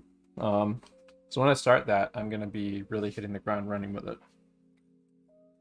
It's going to be 10 weeks of me doing that, and I'm going to try to interlink it with what I do here. But I'm really looking forward to that. It's going to be a blast. I'm going to make sure I double down on really practicing the figure, because I want to get as fluent with it as figure and perspective and stuff, and like compositional perspective, because I want to get super fluent with that, so like if I have ideas to roll with, I can pop them out really quickly for my boards, and really quickly, freely and confidently. I mean, the part of part of what we're trying to do and like cultivate these drawing tools is get really confidently fluent in about having fun, like having structured fun, structured energy and concentration. Like, you want to have good energy into the endorphins going and stuff, and get into that artistic flow state, or like, say you have a deadline coming up and stuff, like you still have like you fall back on your training. You can fall back in your training and stuff, and because you've drilled this stuff, you prepared for this, and you can handle like banging out really dynamic shots and stuff that even when you're not feeling it, because because you've gotten the training in with getting fluent with using this stuff. So it's just totally second nature. And so then when you are feeling it, you can push things even further. Yeah. So we're gonna get into another set. We're gonna keep at this until about 8:30, I would say. But of course, we have a bonus round after things conclude tonight. People who are in my Discord, stick around. We will put on something fun to watch after we get done here. Not sure what that is just yet, but we'll think of something fun to watch. Could be a TV show, animated TV show, or live action TV show or something. Last week we checked out we checked out the latest episode of WandaVision on Friday when it came out, which is really fun. So, but I'd be happy to take suggestions for what we watch after class. I have a few ideas, but something fun and energetic, maybe something that plays off of what we were doing today. Like, I don't know, we could put on Glitch Text, for example, because there's some great character posing on that show, for example, or Amphibia or Owl House or something. Let's put on an animated show that has some good posing in it to kind of enjoy it. So, okay, Google, set timer for 20 minutes, 30 seconds. 20 minutes and 30 seconds. Starting now. All right.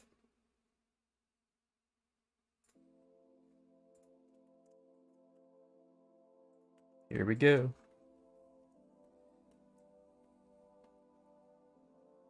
Monday is generally kind of like a reboot day here for sure, because usually Sunday I take a kind of a resty day.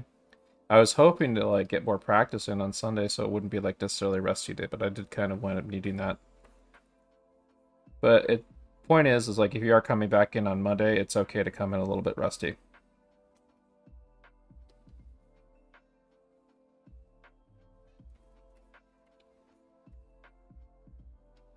Kind of like, I don't know, kind of feels like we're divers that are slowly increasing our lung capacity every time we go under the surface for longer and longer, you know.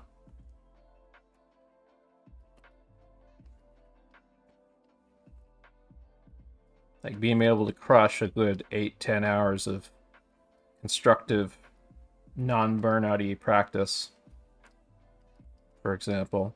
I pulled that off twice this last week. And it felt really good.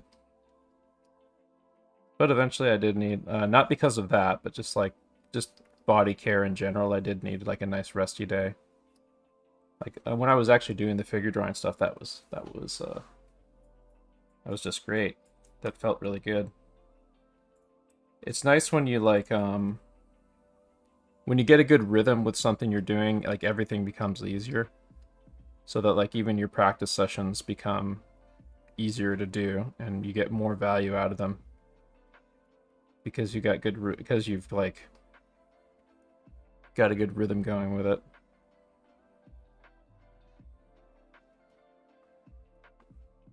Like it's tougher to kind of practice when you're rusty versus like when your hand and your eye are kind of doing more what you want them to do because you've been practicing regularly. It's kind of like the same idea with like if you're regularly doing sports and doing exercise for it, then you are at lower risk of sports injury because your body is looser and more in tune with the athletic dynamics of it. It's kind of the same way with art. You're less stiff, you're more flowy, you're in a better flow state, you're less stressed. You still do have to take care of yourself. Like you don't want to overdo it and hurt yourself.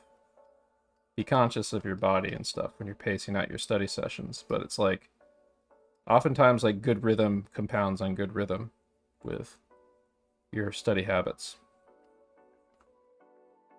And you want to capitalize on that where you can.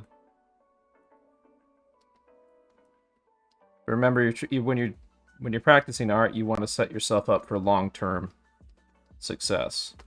That means instead of like crunching one day where you do like 10 hours and then you do nothing or something, maybe 7 days where you're doing like 2 hours or something, you know? 5 days where you're doing 2 hours or something. And because you're doing it every day, that logically builds on itself a lot better than just doing that single marathon. But then you can, like, you know, you can potentially work yourself up into doing like 6 to 10 hour sessions almost every day.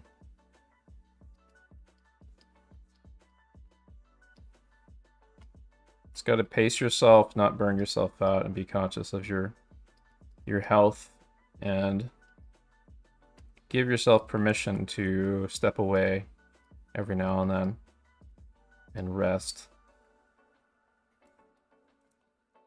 Because you do need recovery periods sometimes too.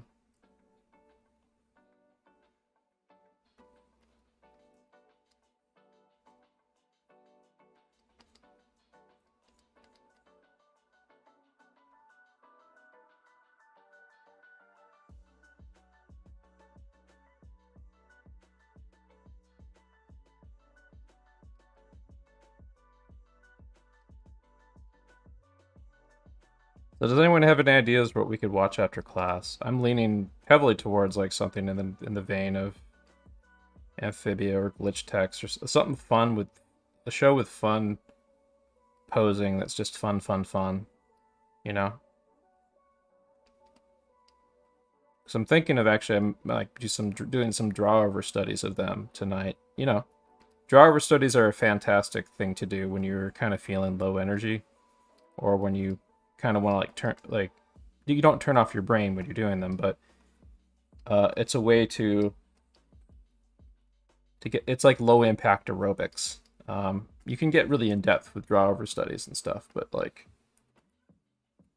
if you want to give yourself a little bit of little bit more leeway when you're not feeling as high energy or something, or you don't want to overdo it, doing some draw over studies is usually a good idea. I might do draw over studies of Amphibia or Owl House or something while I'm watching it. That'd be pretty fun. It's like pose analysis, pose and composition analysis or something.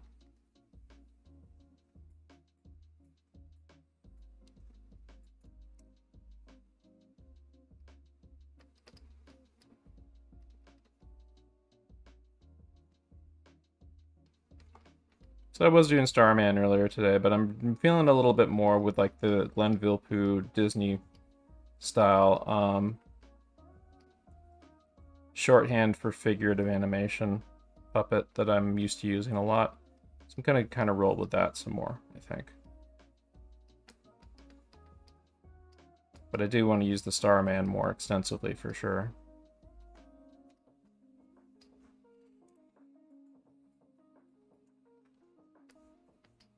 We'll try to maybe insert a little bit of fourth dimensional thinking into these, but I think we are good to just keep grinding for the rest of the session. I mean, today is just a warm-up session to get back in the swing of things, you know? So we don't have to overdo it.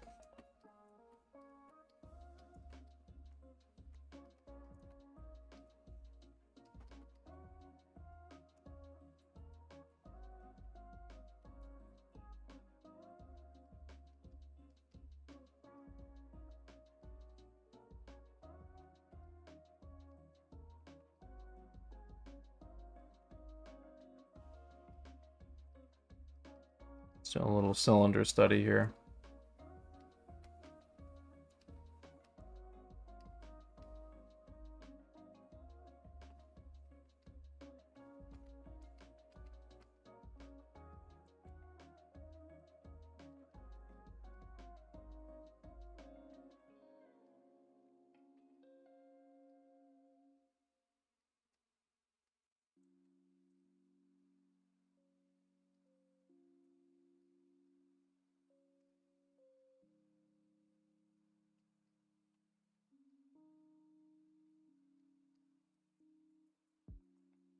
There we go. It's a nice silhouetted impression of this pose for sure.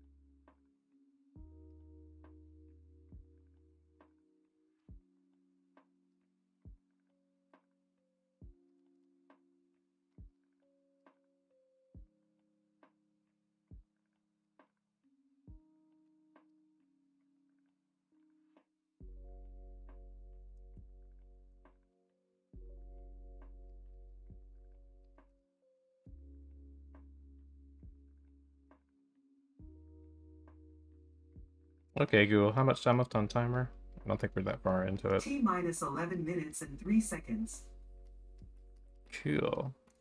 So, a little bit under halfway. Yes.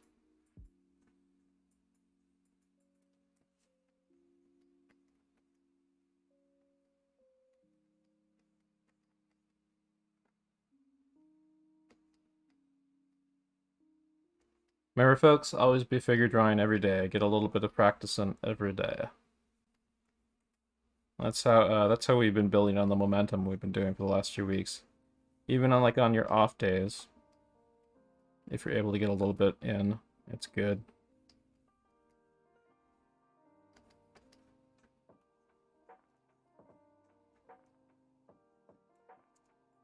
So even and that goes to what I'm doing right now. Like even though I'm a little tired right now, but I'm still feeling good. Like this still feels good to do. Like these figures that I'm doing right now have a good feel and flow to them. Gesture figures and stuff.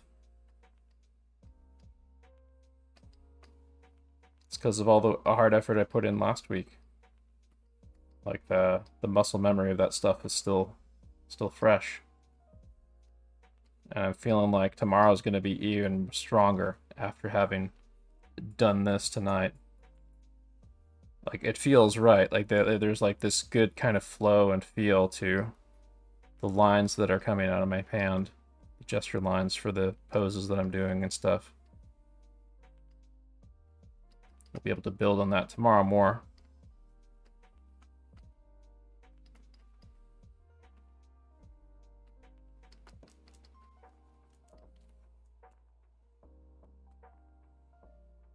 Yeah, these feel fun. I mean, this is just enjoyable to do, and that's always good when you're like feeling, even if you're not up to like your best condition. If it feels good, if you're feeling like the underlying energy of it, of what you're doing, and enjoying it, that means you're getting good value. I mean, it's good to struggle, and it's good to like run up against that struggle of frustration and stuff, because you want to fight that, without hurting yourself.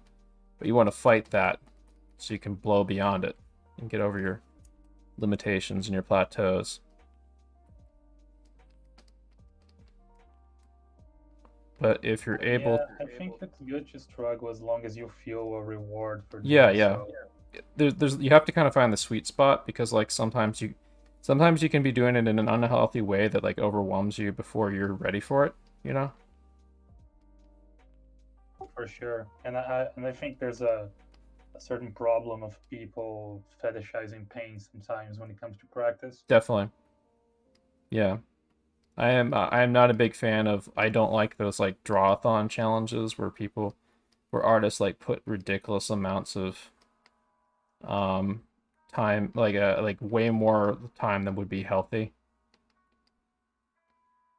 There's a diminishing returns thing that happens when you overdo things too. Like you start making more mistakes when you get more tired, so then you have to revise and fix them later. You start falling into like lazy habits that create more problems for you when you're tired and stuff. And you also don't absorb information as well. In fact, you will be less apt to absorb information if you're not getting plenty of rest. That's how it goes. Like, you know how you like when you cram for a test the night before, do an all-nighter. Like the information is there in your head when you go to the test, but then you don't remember it. You don't remember anything you studied because and the reason for that is because your brain needed that sleep and rest period. Believe it or not, you want to know when your brain does its studying the most effectively? When you're asleep. You need that good 8 hours of sleep in order to encode the information that you've learned. And this is scientific, by the way. You need that good 8-hour rest, 8 hours sleep, to encode the information you've learned into your nervous system, basically, and your brain systems and so on. Like your brain literally like rewires itself based on what you've done that day. And that is literally like how our mammal brains adapt to our environments and stuff. And that's why like when you're kind of crummy at something and you struggle with it during the day, and it's like you give up, and then eventually after struggling all day you give up, and you go to it the next day and you do it in the first try. If you've ever had that happen to you, that's literally what happened there. Like your brain rewired itself to adapt to the thing that you were trying to, the task you were trying to accomplish. And that's what's also key to any good study habits. Like you want, if you are trying to ace your tests, not just ace your tests, but really understand the information that you're trying to learn, so that it's there and it's useful for you, even beyond just taking a test. You want to make sure that you have well-paced out study periods and well-paced out plenty of sleep and rest every night.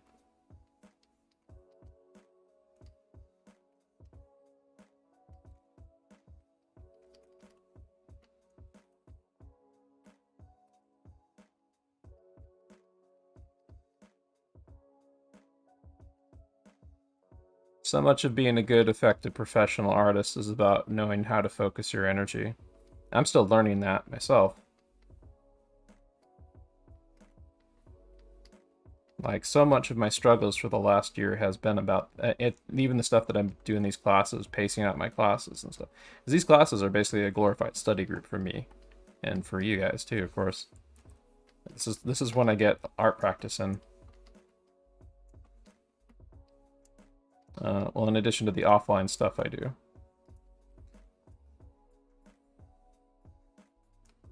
So yeah, now that I'm pretty warmed up, I'm just gonna kind of like play freely with the figure puppet and stuff, because like if I'm trying to copy the pose too much and I'm not pushing the pose as much as I should, then it can kind of lock me up, and I can start to play it way too safe, and then I start getting poses that aren't very dynamic and they're very stiff. But if I give myself opportunity to kind of invent and play with contrasting poses and attitudes and stuff like I just did here, it starts to get me kind of like loosened up and fluent with the puppet.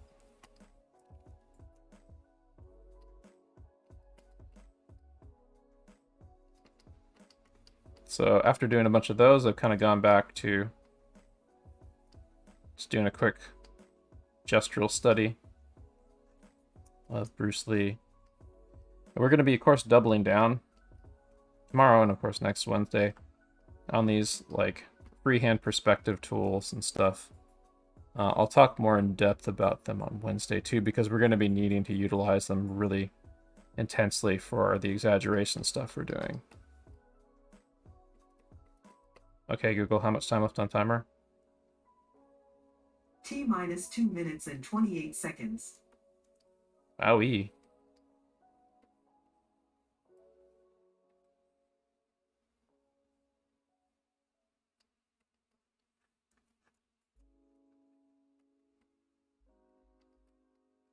So the other thing is like, not always should you necessarily copy the pose. You want to kind of get an impression of it, and then like interpret something yourself. Like maybe look at the Yeah, pose and then look that's away from it what I with like an idea of it in your head. It's kind of what Alex Wu says as well, right? Like distill the pose down to an idea and then play with the idea. Mm-hmm.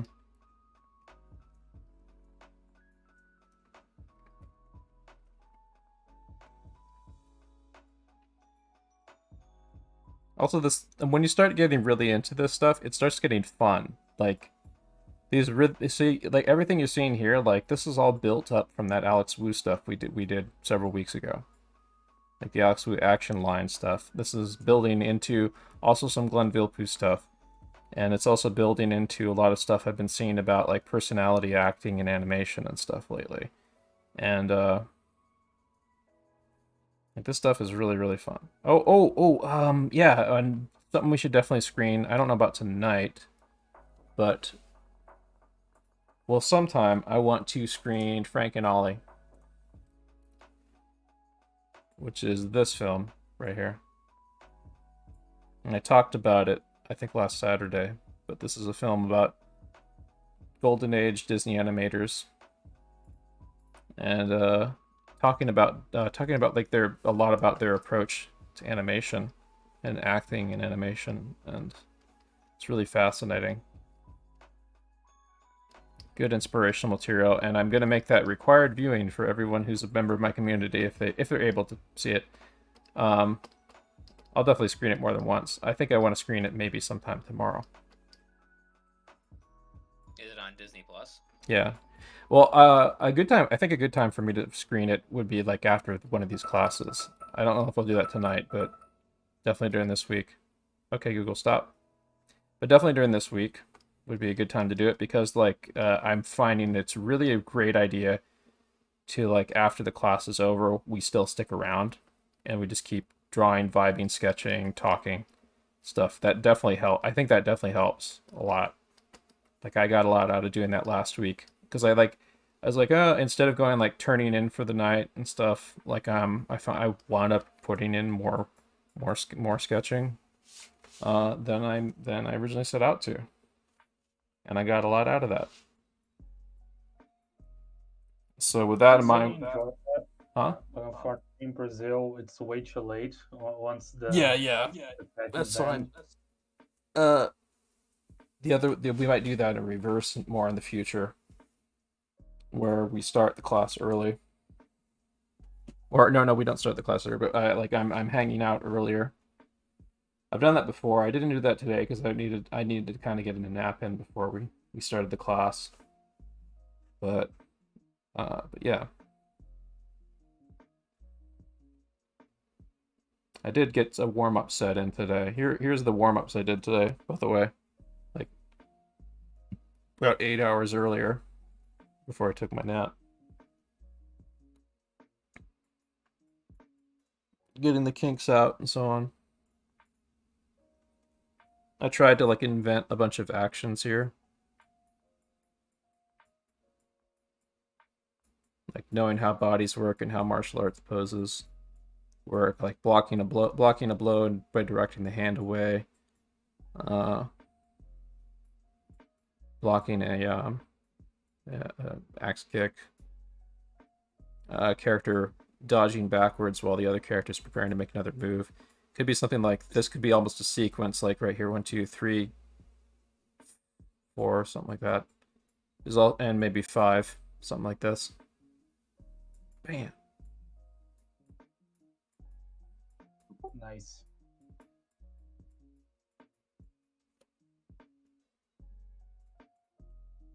Stuff like that is going to come in huge handy for my storyboard posing, for sure, for the storyboard class I'm taking. See, look at that right there. There's a quick, rough, loose example of like thinking about the gesture drawing in 3D space. That's what this page was warming me up with, like thinking about gestures in 3D.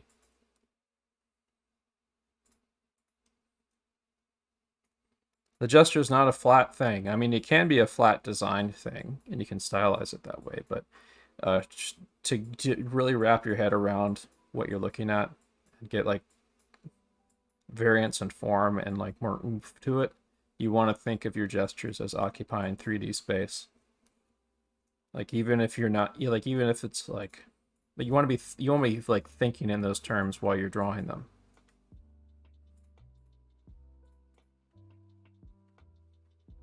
Your sketch has reminded me of a very good reference I saw the other day. I posted it on Drawing Chat. Mm. You probably have seen it because it was floating around on Whoa. Twitter. Second. I dropped my iPad. That's no good. Okay. The most horrifying sentence that you can say to an artist: "I dropped my iPad." It's okay. It's got a case on it. The case actually fell off when it landed because the case took the impact and then fell off. So it's fine. Yeah. Let me take a look.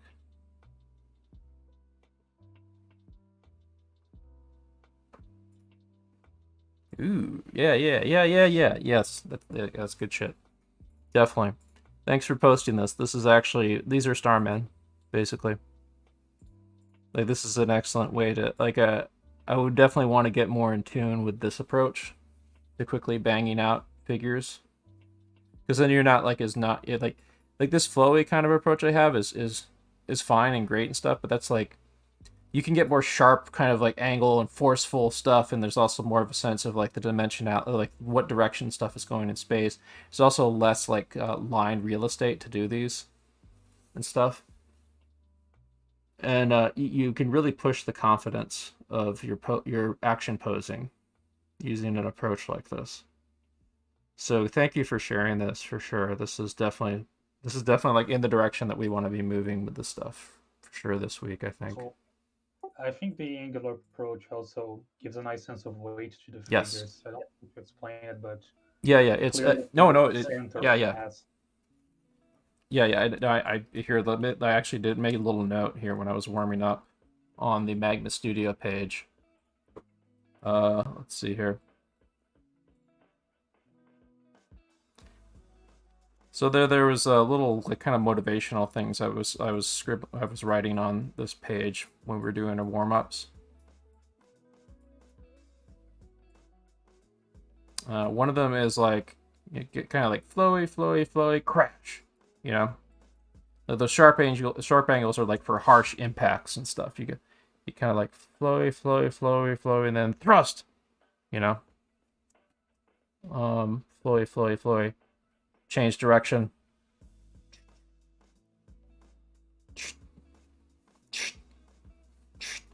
And like flowy. You could even like, there can even be like times when like there's like force to the flows, like I don't know, let's see here. Demon Slayer.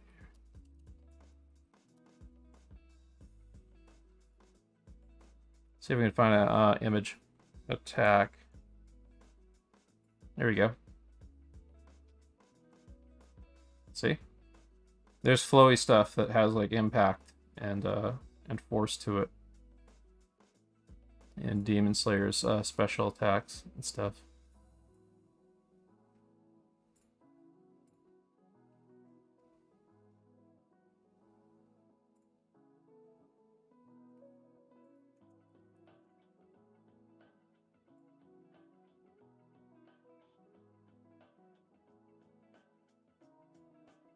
There's a lot of wild effects animation on that show.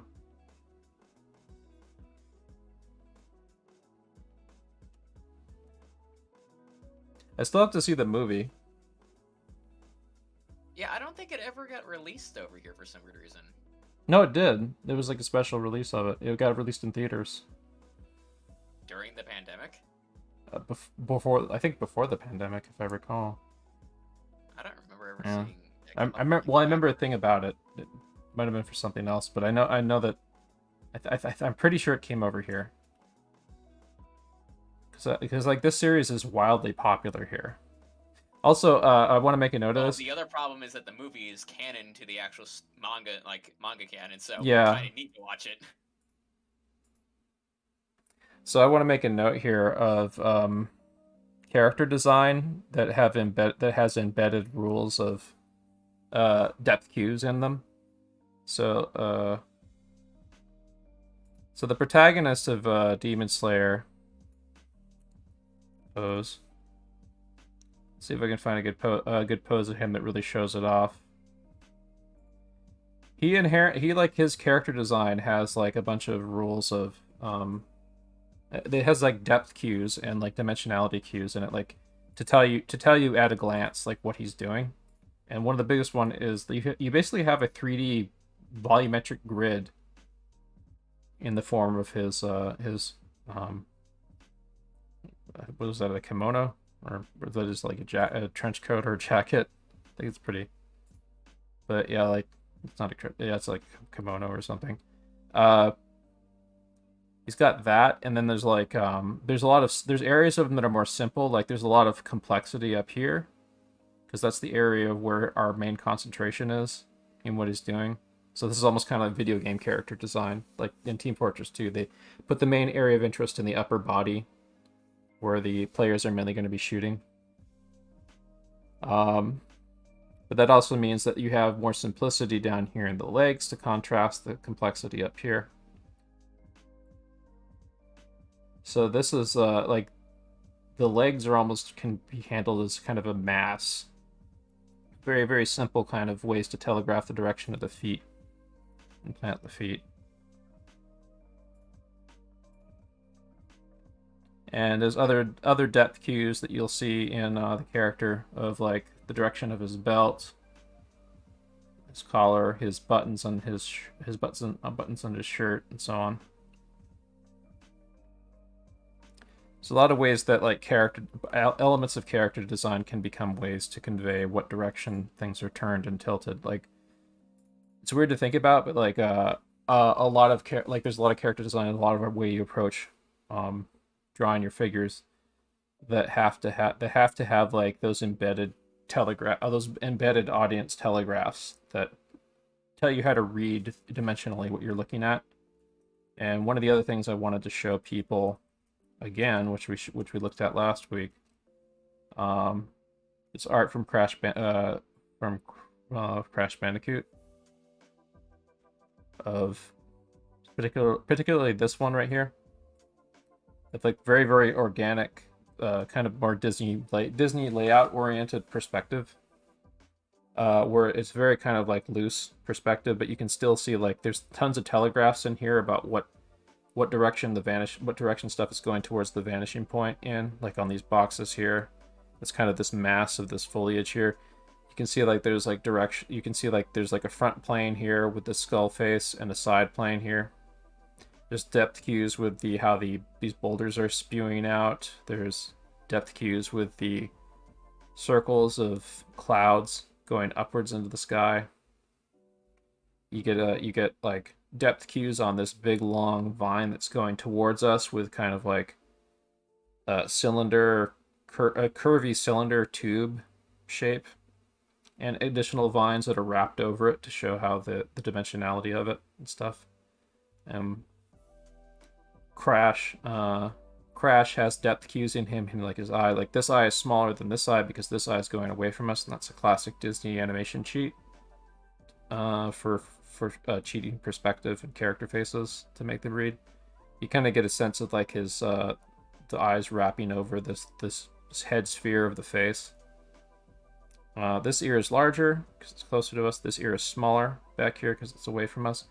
That limb is larger, and the hand definitely it's larger, but it is like going away from us a little bit more, so it's kind of dipping back in there, but it's relatively larger than this hand over here. That you can really see it extreme in this back foot back here. This is like really exaggerated and kind of faked, but it feels right because it feels nice and dynamic, kind of fits in with things. It feels nice and balanced. It feels like Crash is balanced on top of this vine or this root that he's sliding on right here. that's like a guide point for him to slide around. But yeah, I mean, like we want to really vibe with like all these depth cues and start and like use them in our own work and stuff. Start using them naturally. And the idea being that you would practice like linear perspective with rulers and stuff too, to kind of like drill it and get into your head. But being able to practice linear perspective like freehand as a like freehand tool is really essential. And as you can see here, like that stuff I was talking about, the sharps and the curves and stuff also applies here within the 3D space. Like you see like this more kind of sharp angles on his back arm, this kind of like curved long line there, contrasting in his arm there. There's parts in this that are like kind of more sharp angle and stuff that feel like they have more kind of rigidity to them, and then there's stuff that's more kind of flowy, like the curve of Crash's spine, for example, versus his leg that is holding him, his leg and his foot that are just holding him up, so it's more like kind of like that. But even then, like because this is a very cartoony stylized image, even these straights in this, like on these boxes, for example, have a bit of a bend to them and a bit of a curve to them. So yeah, good shit. For the record, I looked it up online, and no, it has not had a North American release for Mugen Train. Oh damn! Yeah, it was something else I was thinking of then. But there was like Yeah. there was some other series that like got super popular Oh, here that's in the My US and Hero got released in Academia. the Yeah. theaters. Yeah, that's My Hero Academia. That movie released in theaters here officially. Ah, there's a few of them that did recently actually. Before the pandemic, anyway.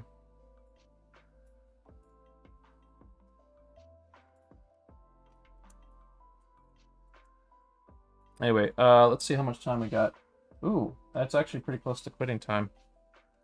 I think we're good to go for the evening. What do you guys think? Yeah, I think we can end off here. I'm going to share a few things that I did last week, because I'm gonna use this as time to kind of reorient what we've been practicing, and also, of course, remind myself what I've been doing. Because I'm trying to build on what I'm doing with my practice. So let's see here. There's Saturday's class, then there's Java practice. I think there's also a class that I did with some of this stuff in here too.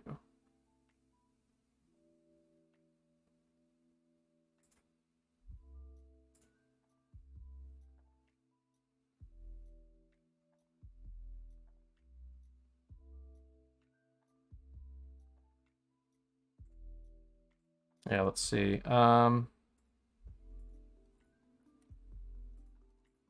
It's another larger file with way more stuff in it than this, I think. Yeah, there's another larger file with a bunch more stuff in it, but nevertheless, like, this is an example of like draw over practice. I'm gonna be doing some more of this tomorrow myself, and maybe some more after class too. But I took some like scenes from like the one of the Dead Cells DLC trailers, and did like pose studies and composite and a little bit of kind of dimensional composition drawovers here and there. Kind of work out how the characters are posed in 3D space and their lines of action and so on. Kind of understand them a bit.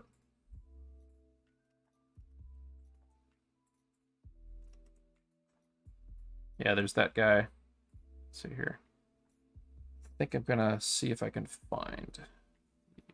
What's the other one? I think it's in here. Is it in here? Yeah, I don't think it's in here. There's another thing I did last week that I wanted to share again. Let's see if I can find it.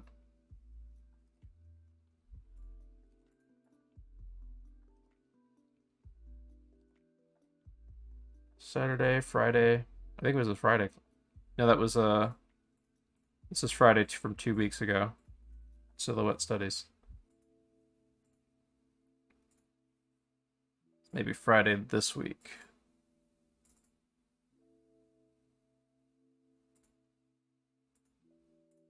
Oh, yeah, this is it. Okay, yeah, I think it is anyway.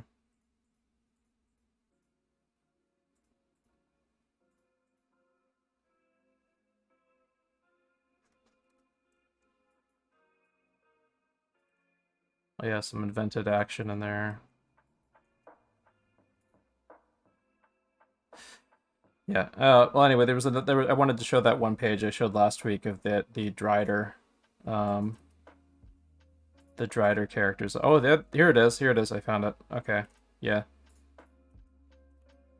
So like this page in particular, right here, where I just like take one idea or like one character puppet and I just fill up a page with it. Stuff. In this case, like a kind of a Drider gestural figure. Like this kind of stuff is really, really great and fun to practice with. I really enjoyed doing this because it was a nice change of pace to like not just do like a gestural figure, but also like attach a spider body to them and try to think about how I can play with the gesture of that. Like here's some attitude right here of like changing the posture of the legs, for example. There's another example right here. Like I started like trying to think of like how, okay, so like the front legs can kind of, you can almost think of like the front legs kind of have like, they kind of work the same way that human legs would, except there's like an extra segment to them almost. Like it's almost like they're sticking out their legs and in front of them with the knee going up. Yeah, this is really fun, and I also threw in some like centaur practice and stuff. It's an excuse to get a little bit of animal drawing in. But I wanted to share this, but like this is the kind of like fun like sketchy stuff, sketching, playful stuff you can do on your own.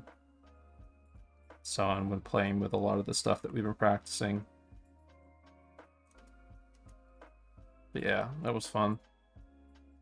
And then that in addition to the drawer studies was a big blast last week. So yeah, I'm gonna wrap up the class here. Thanks for coming. This was been a really good start to the week.